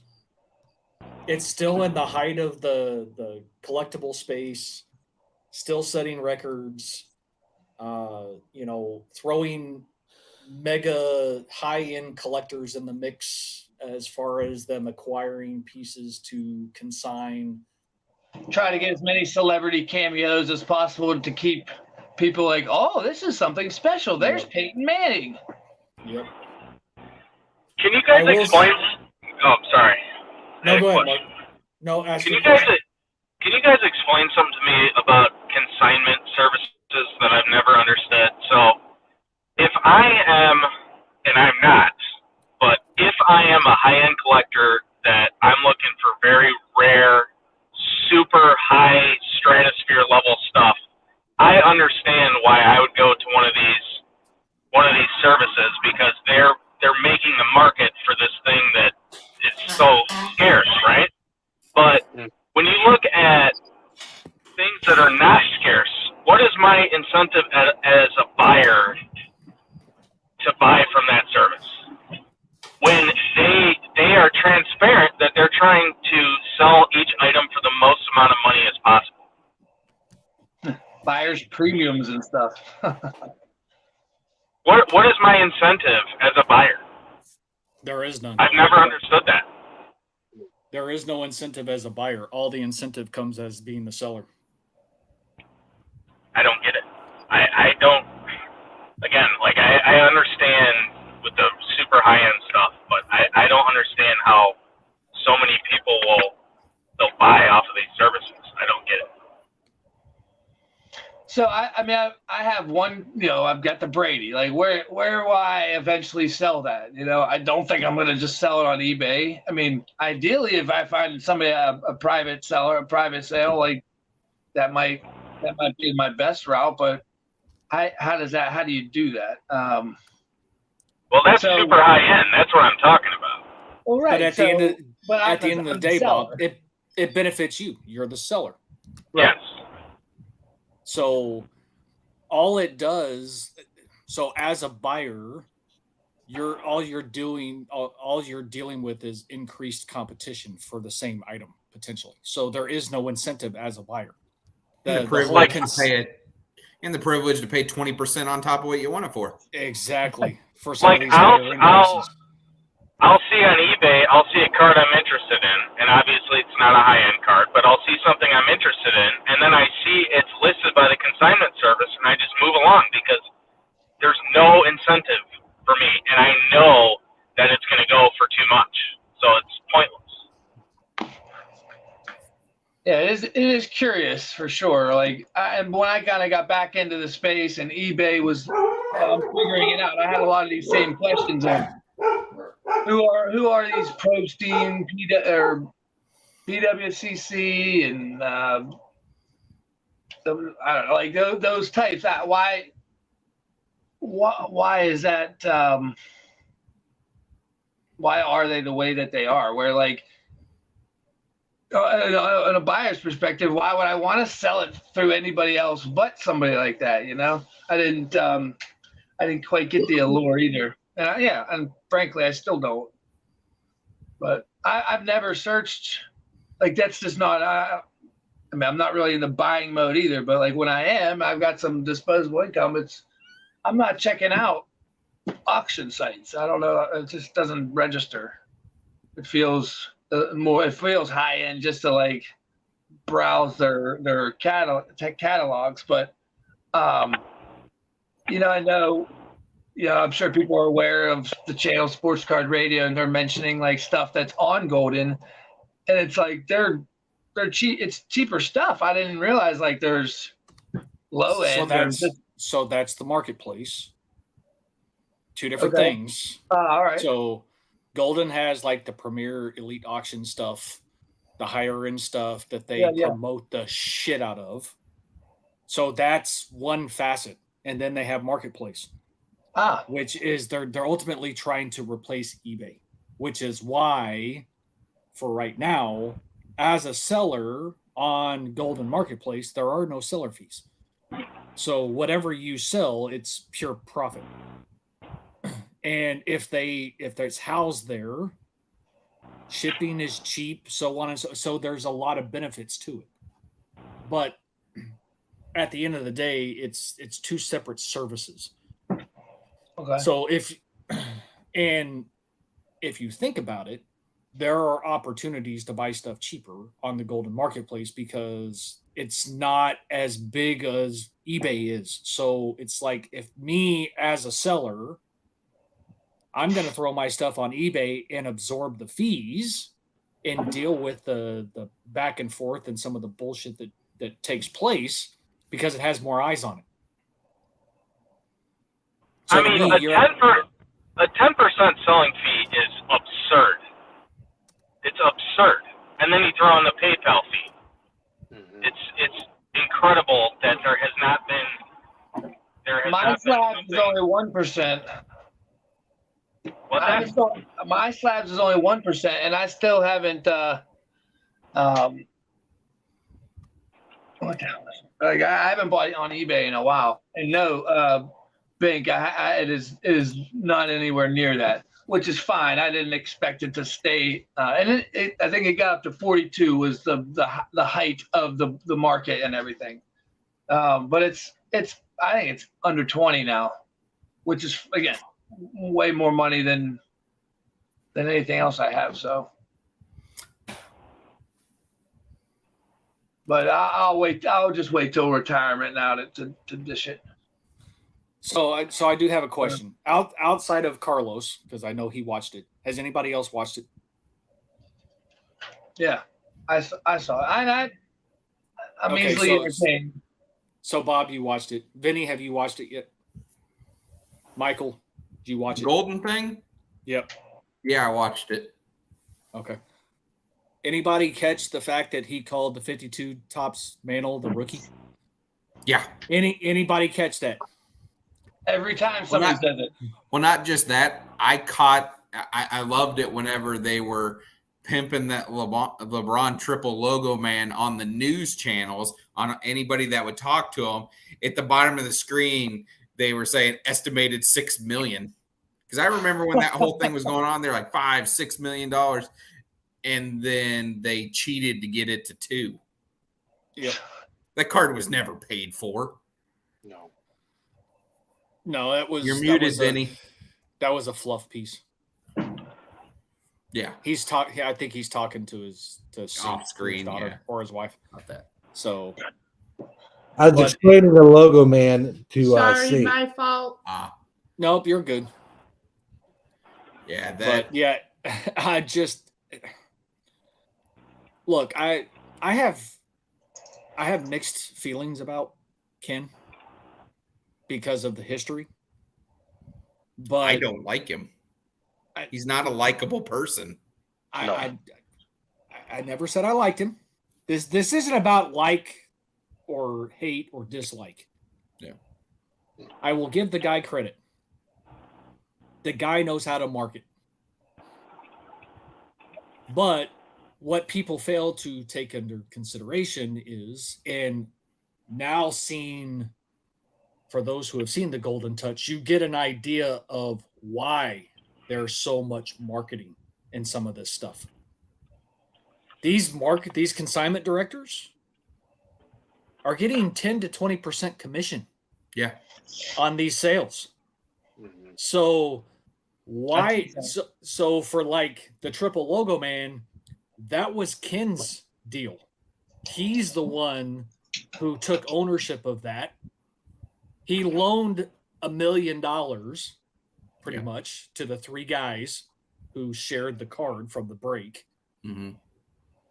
knowing that at the end of the day he had to make more than that. So he's going to do everything he can in order to increase the number of bids on said item, because it's going to line his pocket because of the commission. Well, So I just, Yeah. and did you also catch when they had that kid sold the gold Stephen Curry? the Curry. Yeah, it sold for 170, and he said, and he called up and told the mom, the auction, this is what it went for. Sold for 170. He goes, and I'm going to only take half my commission, so you'll be getting $187,000. And I'm like, no, he's not, because he had the seller's they're 20% knocked off of that for selling it. Yeah, the 20%. They failed to mention the seller's commission that he had to pay. Well, that would make them look bad, Michael. I know, but I mean, come on. it makes them look even worse to play everybody as stupid. Yeah, it's But then again, most of us a are. big fraction of the people watching it are stupid. They've only been in the hobby for 2 or 3 years. so Carlos, I don't know if it was the $2 million bid or if it was like the $1.9 million bid, but you're right. One of the bidders, one of the It was the two. Was it the 2? Mhm. But the premier bidders that have direct access to him, Mhm. it's like, okay, how much do you have to spend in order to have direct access to him? Huh. To call and say, hey, I'm at my VIP, Yeah. party or whatever. Can you put in a bid for me? My Okay, wait a yacht minute. broke down and I can't get to internet service. Yeah. Yeah, bullshit. Freaking pull out your phone and put in your bid. Right. Unless you don't have cell service, wherever you are, why in the world would you need to pick up the phone and call somebody and say, hey, I need you to put in a bid for me? Ken did this. Beep, boop, boop, boop, boop. Hey, how you doing? Yeah, I'll get that. Like the worst fake call ever. That would have been hilarious. It's a fluff piece. At the end of the day, and I know I'm pretty sure Carlos has mentioned this on his show in the past.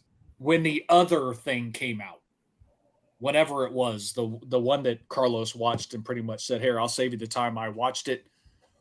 Don't waste your time renting it. At the time it came out, which is the same thing with this, it's in the height of the hobby, the height of the peak. So it's like, is it a good thing for the hobby? To a degree, it puts more eyes on it potentially, but outside of those who were in the space, how many people on Netflix are going to be like, oh, it's the number 9 most watched on the top 10 Netflix list. This looks interesting. Oh, this is about card collecting? Fuck you. I'm not watching this. Why would I care? I don't know. Like there is like a demographic. Like I think Carlos mentioned it on his stream about it, like the whole, things we grew up with, the toys we grew up with, the movies we grew up with, that type of thing. Like I didn't play with Barbies, but just because it was that era and it's that whatever, like I watched the hour-long episode. So My Little Pony stuff, whatever, just because that whole idea of collecting, or I didn't see the new Beanie Baby documentary, but I heard it was interesting, and that kind of, I remember that craze. So like I would probably watch it. I'm not rushing to watch it, but if you have just sort of like that idea of you like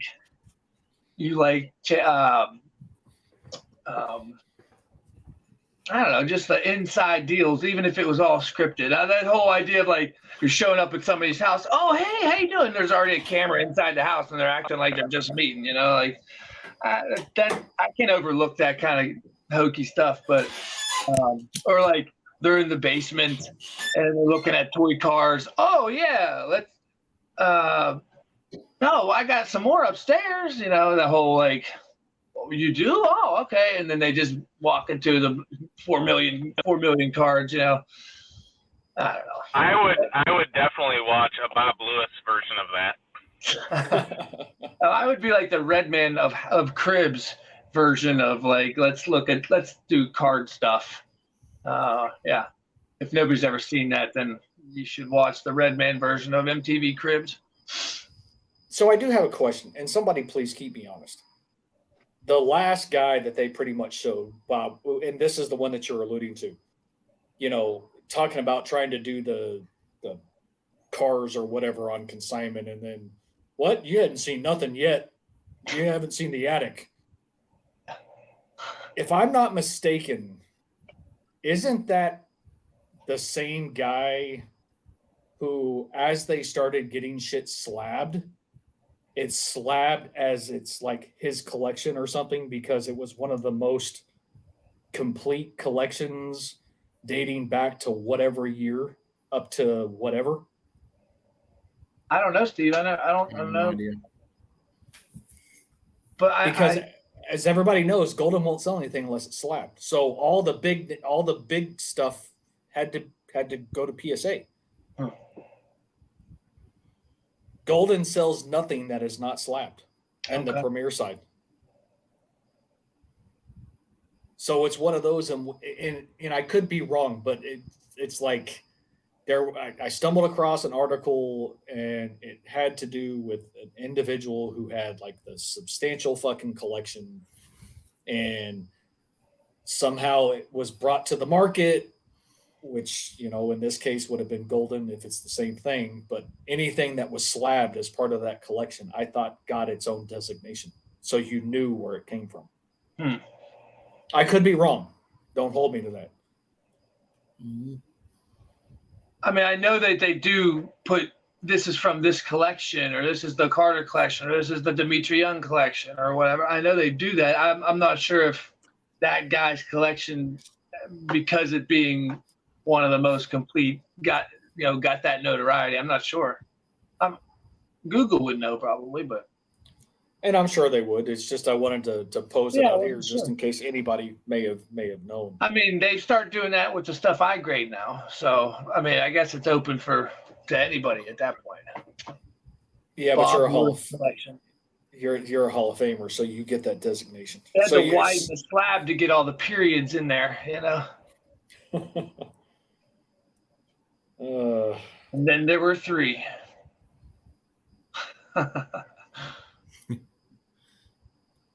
Yeah, I don't.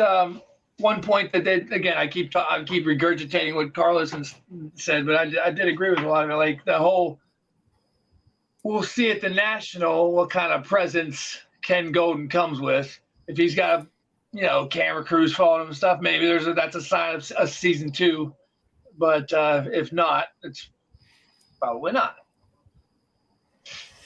Like I've said, I'll give the guy credit. The guy knows how to market, but he is shady as all get out. Yeah, not much personality.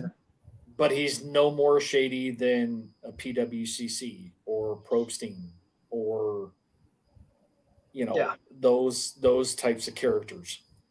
People that were in jail for crimes against the hobby, so to speak, and they're still have their toes dipped in every once in a while, and everybody's just okay with it. Short-term memory, I guess.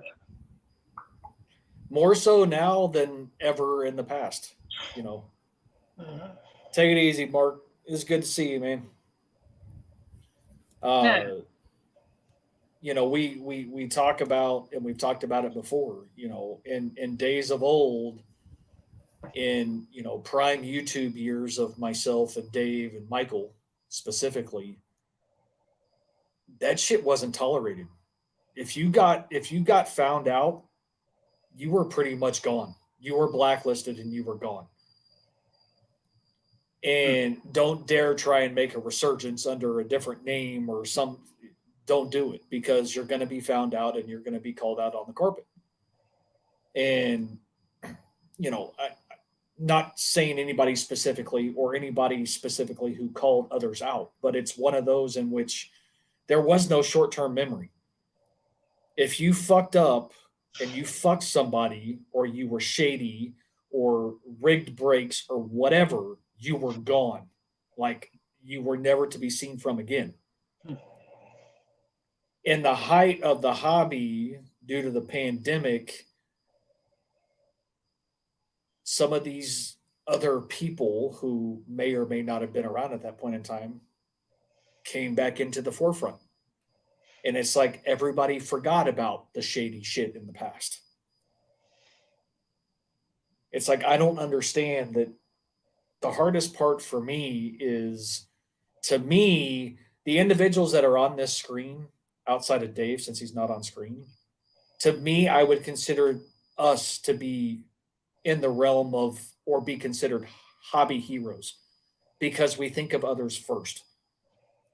Yes, we amass stuff for our collections. Yes, we pay good money for a lot of stuff, but we also give stuff away to other people out of the kindness of our hearts. We're all around good people. Okay.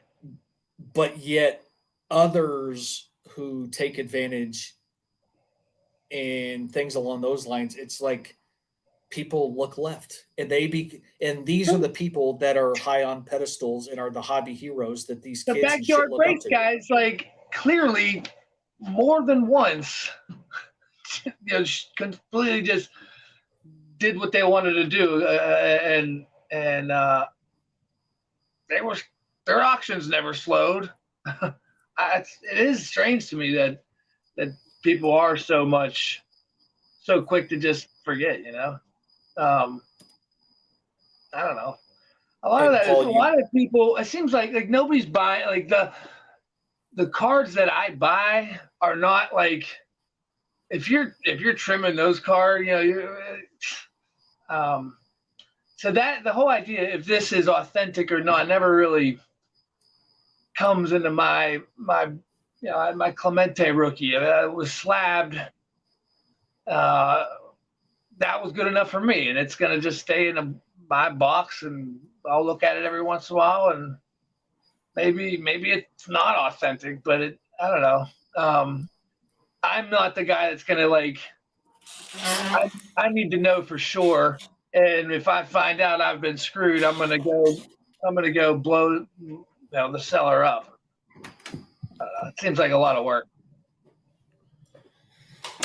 Well, it's truth, honesty, and just being a good person these days seems to be lacking across the board. And it's not just in the hobby space. No, you're right. It's just in general. It's for whatever reason, there's so many people out there with ulterior motives, greed, looking for fame and fortune for whatever reason. And for what? It's for likes and some subscribers. It's like the Matrix. Zion will fall eventually here, and everything will reset, and we'll go back to normal for a while, and then all Hades will break loose again, and we're riding the wave. We have different.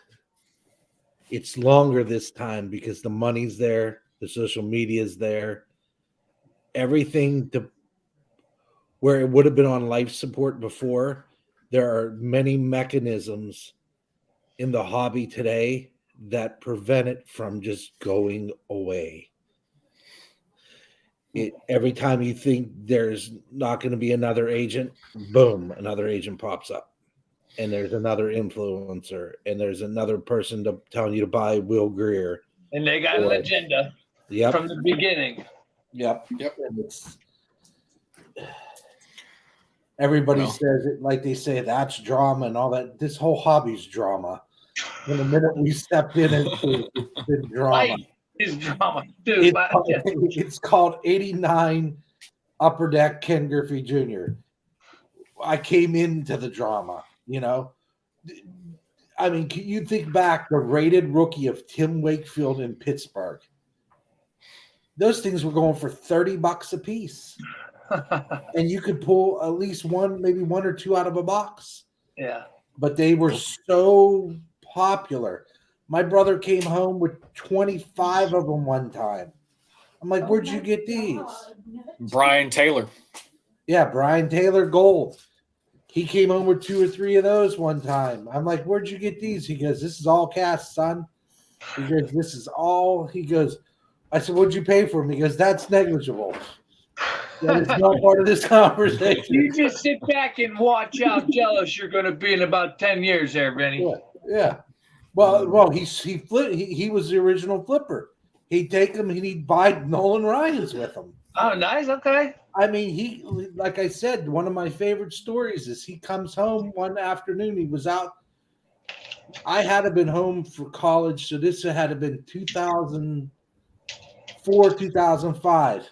He comes home. He goes, I think I got most of them. I'm like, what are you talking about? He goes, there was a card show and a gun show at the mall. I'm like, well, you can't beat that. I said, you might as well have one of the things that are on you is always go to the meat things, the meat raffles. I said, you'd have thrown a meat raffle in there like we do in Pennsylvania all the time.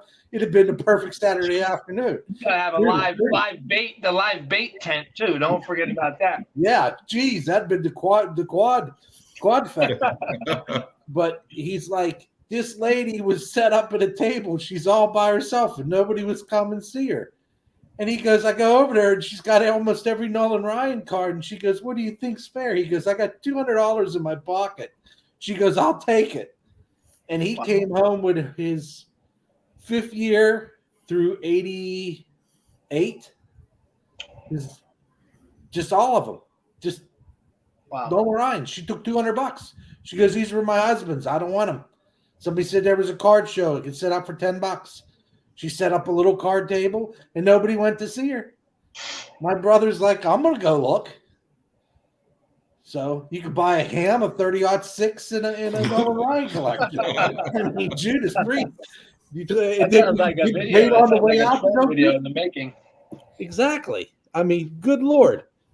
Well, somebody stumbled across freaking 93 SP baseball at a fucking flea market. This is true. Like the better half just said, only in Podunk, and that's what we're known for. I swear there has to be wax in southwestern Pennsylvania in closets of retirees stacked to the brim with wax from 85 through probably 2005. These guys would, I know the people that did it. And I know that they're sitting in there. And when those guys croak, what's going to happen to that stuff? I'm curious to ever go through. They have that longest flea market that goes through in Pike Days to go through southwestern Pennsylvania. I'd be curious to go along there and see how many boxes of wax that you're just sitting there. Just sitting there. It would be, I mean, I remember buying stuff when I was there. I went to the flea market one time and there was some wax sitting there. I grabbed it all. That 91 Fleer, baby. Yep. It's just like ain't worth a dime. Ain't worth a dime. But the thing is, we've gone through all this. We've seen this all. This is nothing new to anybody on this screen and who's behind this food chain. It's the same old song, fiddle and guitar. It's just a different. It's all the same. Only the names have changed. Let me quote another song. It's like, gee, the constant roller coaster. Ghost bark for me, so it shuts me up. So Bob, since it's been a while since you've been on a show and in the comments, I showed this last week, so I figured I'll show it to you. Please. Let me increase my size here. That's what she said. I was just gonna say it's not a dick pic, is it? Okay, sweet. Wow, man. Numbered to 5. Wow, that's impressive. Nice one, man. So I mean, so who's the top? Is that John Lynch? That's Elway. Wait. Put it up again. Who's the bottom guy? Okay, here we go. So the bottom is Monte Ball, which isn't worth a damn. He actually kind of ruins the ain't card. bad though. But so yeah, that's pretty awesome, Steve. Well, that was a consolation win since I lost the shield. It hit what? I didn't go back. Once I knew it was, I didn't see what it sold for. And you don't have to mention it if you don't want to, but 1237 I think was the final bid. That is a hefty sum. Yep. And like because Michael and I were even chatting about it. Because the minute it ended, here comes a text from Michael. And I should have known. Out of everybody I knew, I should have gotten a text from Michael. I was watching all of them, not just the TD. Yeah, man. That was a fun 3-week ordeal every Sunday watching all the new stuff list and the other stuff end. It was sad that we've gone 2 weeks in a row with none of it. I'm like, oh, the collection's gone. But he asked me, he's like, so am I celebrating with you? And I was like, no, unfortunately not. He's like, damn it. Yeah. I was like, but as we kept talking, I was like, yeah, but I picked up a consolation. And Michael was the first one to see it. I didn't show it to Vinny. I didn't show it to Dave. I mentioned it, but I didn't show it to him. So Michael was the first person to see it. But I guessed it. And you said no. Well, of course, I wasn't going to spoil it, Dave. Jeez. That's like you responding. So are you going to reach out to Michael or should I? Sure. I mean, I'd never seen it before. That was the thing. That's from 2013, 2015. Doesn't matter. It's not important. But I'd never seen it. I'd never seen one. And for anybody who knows Top Supreme, it's basically a one-hit pack. It's, that's all you're getting. But I'd never seen it before, and I'm like, well, fuck, if I can't get the Grail, I'm going to get something that I haven't seen before, and it's another quad auto, which I don't have many. I have 3, I think, in my collection total. And it's my second Peyton autograph in a Broncos uniform. But the top 3 guys, Elway, Peyton, Davis. The only thing that would have made the card even better is if it was, Rod Smith or McCaffrey or Shannon Sharp or John Lynch or Atwater or somebody else. I was just gonna ask you, like, who did that? What would make that card like even more special? Who to replace Ball with who? And any of those guys would definitely work. Or Philip Lindsay, but Philip Lindsay wasn't playing at that point in time. But it's one of because that was Monte Ball's rookie year. And I said, 2 quarterbacks, 2 running backs. You even get get an Alandis Gary on there or Mike Anderson. Mike Anderson. Right. Floyd Little. Clinton Portis. Portis would have been okay. But it's almost like a dual passing the torch type thing, if you think about it. Yeah. That's literally what it is. Elway to Peyton, and then Terrell Davis to a later running back. But they could have put anybody else on it, and it would have been 10 times better. I'm not disappointed. Trust me, it's a card that I love, and it's still sitting here. And the fact that it's numbered to 5.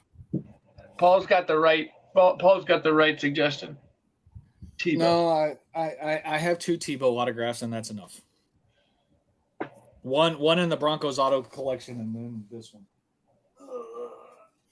I would have said, even if it's not the position, you're going with the generation of the Broncos. Go with Demaryius Thomas would have been the. Yeah, that would have worked too. Yep, DT would have been nice. That's the only other Tebow autograph I have. So,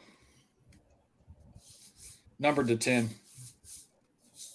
And this was one of the most expensive cards I had paid for when I got this. Not so much anymore.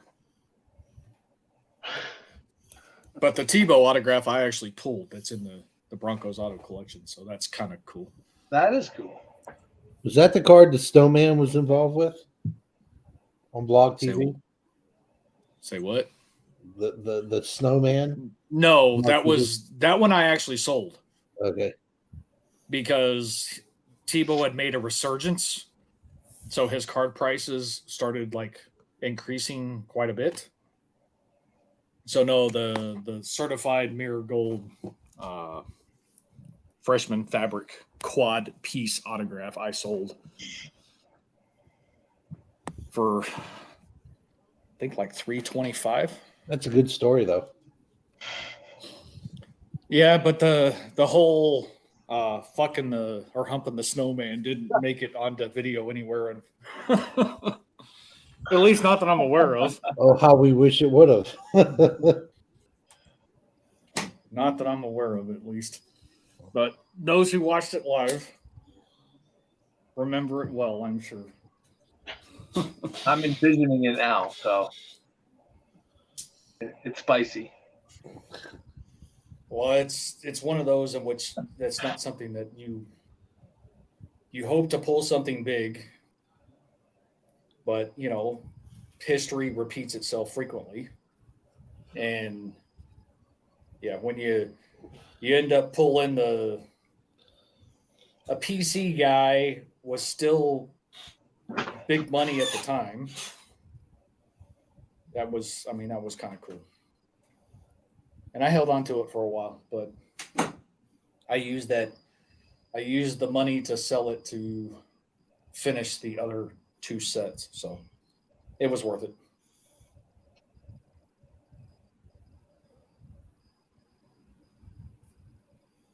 Baz, just an FYI, Sports Card Radio has already broke that story, by the way.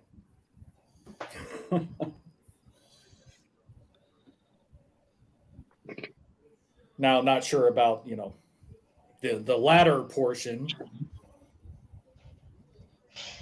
but there are stories about him in his younger days. Granted, I wasn't doing the math. Found that guy in a recent little random box.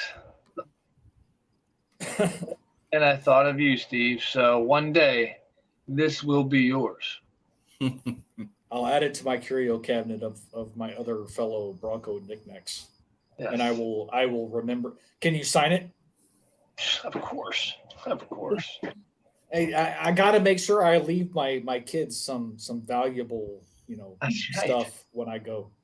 Always thinking of the next generation. That's probably what that guy was doing when he was buying all those Brian Taylors and Speaking of, you know, you saying that would be my. It's been a while since we talked about this, and I know you've been busy.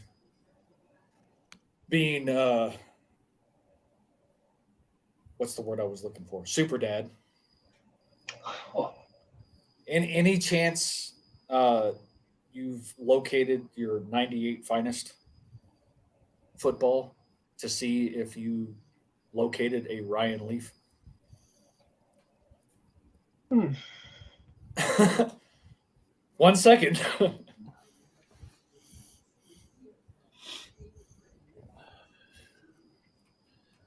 I wasn't expecting him to go off camera and be like, yeah, sure, 1 second.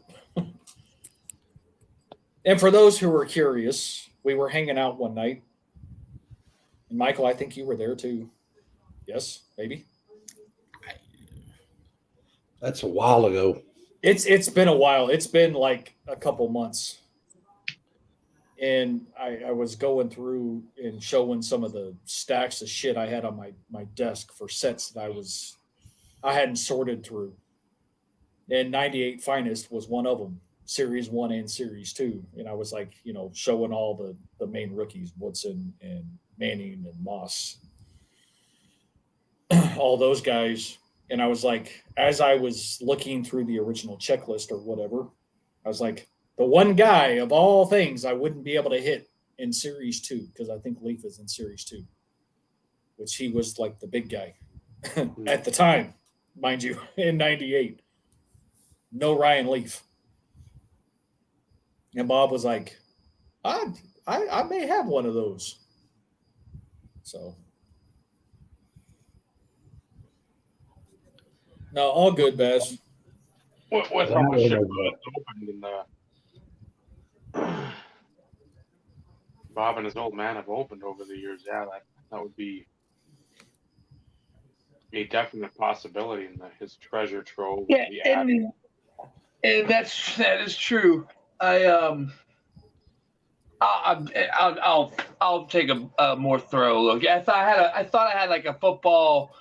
I do have a football box, but the Chargers aren't in that one. They're somewhere else. So I figured I would take a quick answer. Bob, I wasn't expecting you to go look. It was one of those in which I thought about it, and I'm like, hey, you and I hadn't talked about it. I did find these Hello Kitty chopsticks from 1991 that are from Japan. So those are going on eBay. Look at them bad boys. That might be a future Shaq Clemente. Yeah, exactly. You never know with that crazy stuff. Dude, that's I am shocked sometimes when I go, look, like this right here. Hold on. This shirt, the binaural Pearl Jam concert shirt. People buy that for like $60-$70 online. I'm like, oh, that's gone. So I just or like some old Nintendo Power magazine that I just had tucked away, still had a poster in it. And this one had a Dragon Warrior strategy guy, like a 20-page. People buy it for $40 online. Like, that's just sitting there. I am not working currently. This could be good. So yeah, that'll. I'm just trying to get everything in one place, get organized before I just dive into it. I need a system before I start doing it. I need to figure it out. And let's be honest, if we're listing lots of things on eBay, doing it from your phone is doable, but it sucks. It sucks. And my wife is an Apple person, so the laptop that we have is that, and I end up just getting more frustrated than anything with it. So I thought maybe I can incorporate the 13-year-old into, some money coming at her. She sort of is my administrative person, typing in the stuff. I mean, we just had a chance to do something together, and but yeah. So she, if she can kind of be that, or I just do it enough that I can navigate. It sounds pathetic, I know. Like, what do you mean you can't operate a Mac? It's just that's why I don't have. People are like, why don't you have an iPhone? Like, because I know how to work an Android. Anyways. Nobody's gonna give you that kind shit. Of stuff is even like this shirt I was wearing, or that ZZ Top one I was wearing before. Like, they're cool. Some things I'll hold on to, regardless of what they're selling for on eBay. Here's I think I showed this one before. This will never get sold, but it's funny to look at. Old Shaq Reebok one. It's got like the basketball in the back. Actually has like the basketball nubs on it. That's pretty cool. Think about still hoping one day I come across my old, like the first edition Shaq shoes, the white ones, and then I got the black ones, and then the next year he had the Insta Pump ones. I had those three, but even had the first year Adidas Kobe's, they're like zebra looking shoes. I haven't found any of them yet. I know my dad didn't throw anything away, so like stuff like that. So I'll be happy to find those one day. It's a big basement, so lots of boxes. Mom, what are you selling? It's a good point. That will definitely improve my margins. Well, and something, you've stumbled across, some of the old toys and stuff that you've stumbled across while looking through. Sold a couple of sealed GameCube games today, man, just because we just needed some money in, and I knew they were going to get sold at one point, just sitting there and go down to the local spot. But it's amazing that piece parts to toys when we were a kid. Yeah. Piece parts can sell for $10, $12, $20, $30, $40 for fucking the piece parts that shot out of something, or the boulder for Boulder Hill. So it's fun. It's amazing. I agree, and it's just I'm at that point where it's like I'm a collector at heart. Will always be, as far as I can tell, but the fine tuning of it. Okay, why do I still have this? What does it mean to me? Could the revenue from it be more? But if it is just, hey, 10, 12, $20 adds up if you got 30 items. Yep. So like here, I mean, like an old McDonald's Frisbee. Why do I have that? I got all those Sports Illustrateds. People's first covers. Even with the address label on them, they go for $5 to $10, and then people put $10 shipping, and they're doing it. So just a little. It's time. Plan I'm working on. It's time. Yeah, that's why I had to. This whole room is like the eBay room now, where I just got stuff set up. I'll show one more thing. Yeah, I was hoping to actually catch Michael before he dropped off to see if he was planning on freaking grading anything at National. Bob, your attic's like Ides in Pittsburgh. Imagine if we would have went there back in the day and stocked up on all the stuff, the concert tees and all that. We'd be millionaires. Yeah, it's really big. I've kind of been watching some like video game channels, but it's essentially just guys going to like the swap meets and stuff and picking up cool things. And but yeah, here, so like the old Game Genie. Oh shit! Manual. So that's cool. It's not a Nintendo Power, but it's like by the editors of Consumer Guide. It's just a little strategy book for Nintendo games. 15, 16 bucks. This was kind of cool. And it's not expensive, but it's just to have it like complete in box. The old Tetris. I might have shown this before, but one of my all-time favorite games. Dude, I didn't even realize it said this. From Russia with Fun on it. Yeah. I didn't know that. And they got a movie coming out for that, so I think, or it may even be out. But that might be the time to kind of dump that, or timing the market's tough, but I don't sweat it really.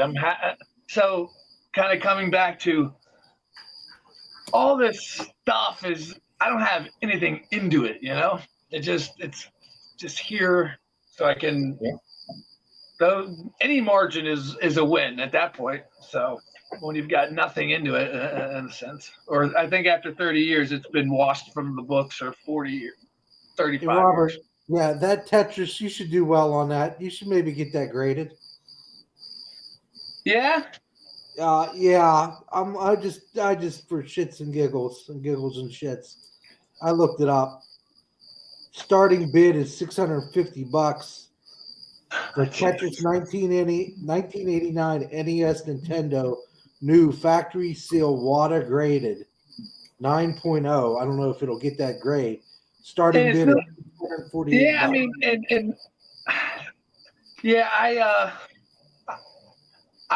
it is definitely in the consider things to consider column for sure.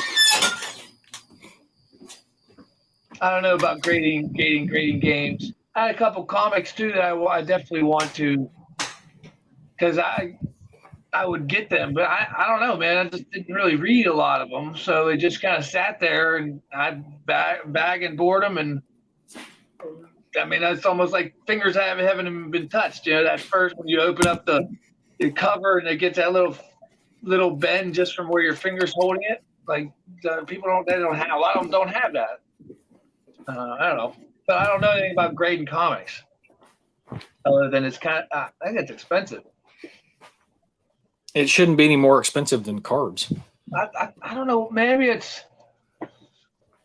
I think in a way it's like if you're sending in more, you get better rates. But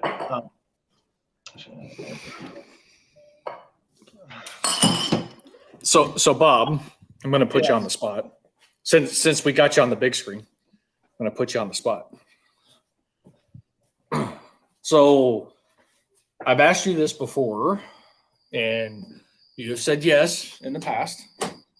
And of course, you can say no now if you choose to do so. I'm not going to hold it against you. So you're setting me up to be a flip flopper. No, I'm not. If I bring a small handful of cards,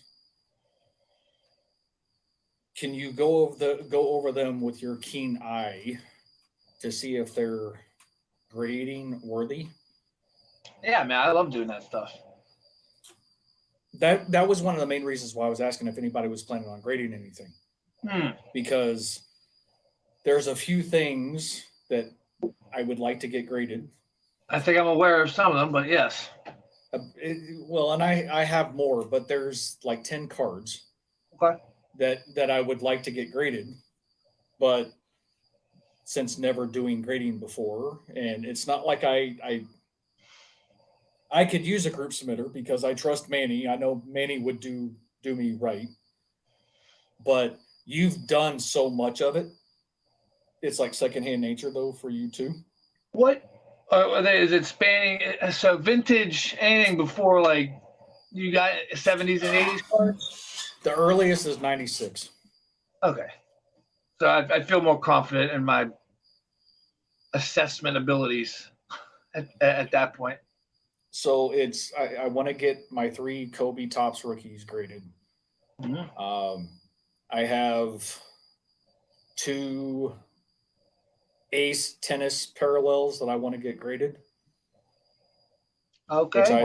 Which I've shown. One of them is the Djokovic number to 25. It's been quote unquote, and I'm using air quotes. You can't see this, but I'm using air quotes. Picturing it, yes. Rookie year type thing. I have a Tim Duncan atomic refractor insert rookie that I want to get graded. That's a guy that's his market's like him and Grant Hill, like Tracy McGrady. Those guys, as good as they were, all Hall of Famers. They don't get much love. Well, and then there may be a few others in there, but those are the ones like that are at the top of my list. That it's. But if you don't think they'll get at least a 9, right? I don't want to spend the money. You know what I mean? If they're not sure. If they're cards that essentially you're grading to add value to, then hopefully relieve yourself of them and use it to buy the next shield that comes across. Yeah, man. Yes. That is the objective. And that's a good one. I'll give you my honest opinion for sure. Are you now? You have a group of cards. You're saying you want to bring them and we'll assess it there? I'm going to bring them to National. Okay. And since we're all staying at the same place and we'll go in between rooms, I'm sure. So if you need to bring a loop or whatever you use to kind of assess, I'm going to bring a pair of gloves and I'm going to bring a microfiber cloth type thing. So I'm going to bring all of that. I got my own gloves, man. Okay, well then make sure you pack them then. Is all I'm getting at. Yeah. And if anybody has some spare card savers, because I don't have any. Got tons of them, dude. Yep. Okay. Well, since I'm flying in to your crib, we just need to make sure we take some card savers with us. Whatever you need. I can new used. I just got these ones. They're awesome. They could be used, Vinny. They don't have to be new. They're going to be used to submit cards to PSA for grading. Greg Morris uses these ones. They're like called Monstrous or Gargantuan or something. They are the easiest. I've never had ease taking a card in and out of a card saver in my life like these. This brand is fantastic. Like the other card savers by the golden whatever we got for top loaders that time, those are difficult to get in and out. These, man, you just push the sides, slide the card in, push the sides, slide the card out. It's just quicker than. I don't know about Beckett either. When I put my top loaders, I got a bunch of Beckett ones at the card show. So, should have some. So I got you there, buddy. Oh, while I'm still big, let me show you. I thought this was funny. I thought you guys knew I was doing all the DVD stuff, right? So when you come across a one that you're just like, oh, this is so bad, it's probably good type of thing, you know. So sometimes they don't even try, right? You got Bloodsport right here, right? And you remember the big dude from the end battle? Yeah. Oh, that would be this guy, Blood Fight. So it's like, all right, they're not even trying to like differentiate. I mean, it's about some martial arts tournament, yeah. So I just thought that was funny. Like when you get he was one of the guys that Bruce Lee fought in Enter the Dragon too, if I'm not mistaken. Oh, because he's got the scar on his face, doesn't he? The big guy. He's got a scar on his face. A little blurry picture here. Yeah, you know, they didn't have good cameras, but I think you're right. But big old I was like the movies a while, and he was kind of always that guy. But big buff, like freaking massive dude. But I'm pretty sure he had a scar on his face. Yeah, he did the little peck maneuver. Yeah, that's what this was. You know? Yeah, we understood. Universal sign for peck movement. Yeah, that none of us can do. No. All ours jiggle. Do you know? Are you familiar with Jello? Yes. Yeah. Lime green, preferably, please. Yes, please. Thank you. Wow. All right, Dave. On that note, we're coming up on 2.5. Yeah. Let's tie a bow on it. Before I just keep showing crap from boxes. Well, I do got one other cool thing. Look at this. Well, you can do that in the after hours. We won't. Look, I showed you the Alf watch, right? You seen the Alf watch.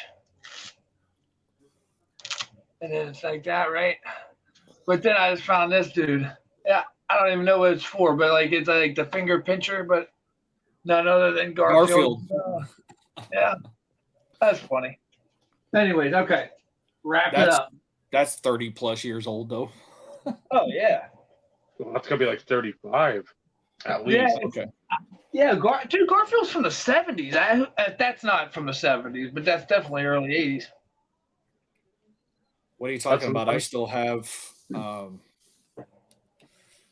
my old original ET stuffed animal that I ended up giving my grandmother at some point. Well, when my grandmother passed away, she ended up keeping it, so I ended up taking it back. So I have my old original ET stuffed animal. Is it soft or is it like a latex sort of? It's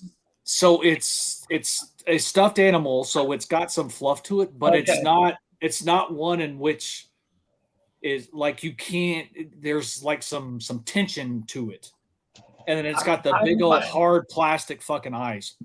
Oh, dude, I might have to. I'm be at my aunt's tomorrow. She has an old ass ET doll, and if it's the same one, how funny would that be?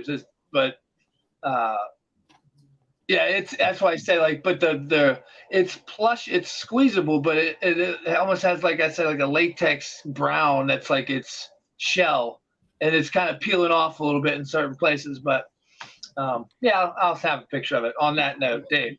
Yeah, no, this one's stuffed. Go ahead, Dave. Well, thank you all for joining, commenting, adding some wonderful insight. For Michael, Mark jumping in, for Robert squeezing some time in. It's always nice. Always feels Wife's out of town always helps. Yes. So, yeah, again, next Tuesday, I think, because we were supposed to have a game yesterday, game tomorrow. Yesterday was canceled because it rained like fucking all night in International Falls. So that one is not being made up. The one tomorrow, that's the second time it's been postponed, so it's canceled now. And then I think Tuesday or Thursday, Friday, and then Monday.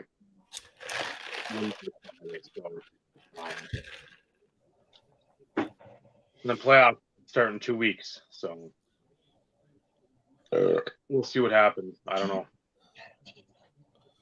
And then June 5th is summer ball starting, and I got the word today that she won't be on the 12U team. She'll be on the 14U team. Oh. Which is good and bad. So I said it means a lot more of you dialing in on practice and you asking like literally everything you have. And I've told you for the 80th time, I don't care. I want you to be as good as you can be instead of you going up and striking out looking. I do not want that. That's not acceptable. You might as well go up there with a fucking rose in your hand then. You're not gonna fucking swing the bat. Or a plate of deviled eggs, or something, just something. Because if you ain't gonna swing the bat, that's the fucking biggest waste of time in the world. So I can't wait. With that, for Steve, for Vinny, Better Bear. snoring. What? I said the better half snoring. Hopefully she doesn't watch it on replay and It's the most beautiful snow you've ever heard, though. So. Exactly, Robert. Exactly. Sorry for interrupting. This has been the Insert Revolution podcast. Remember, collecting cards, a wonderful hobby. The friendships that you forge during your hobby experience, that's what it's really about. Good night, everyone. Good night, everybody. Lewis.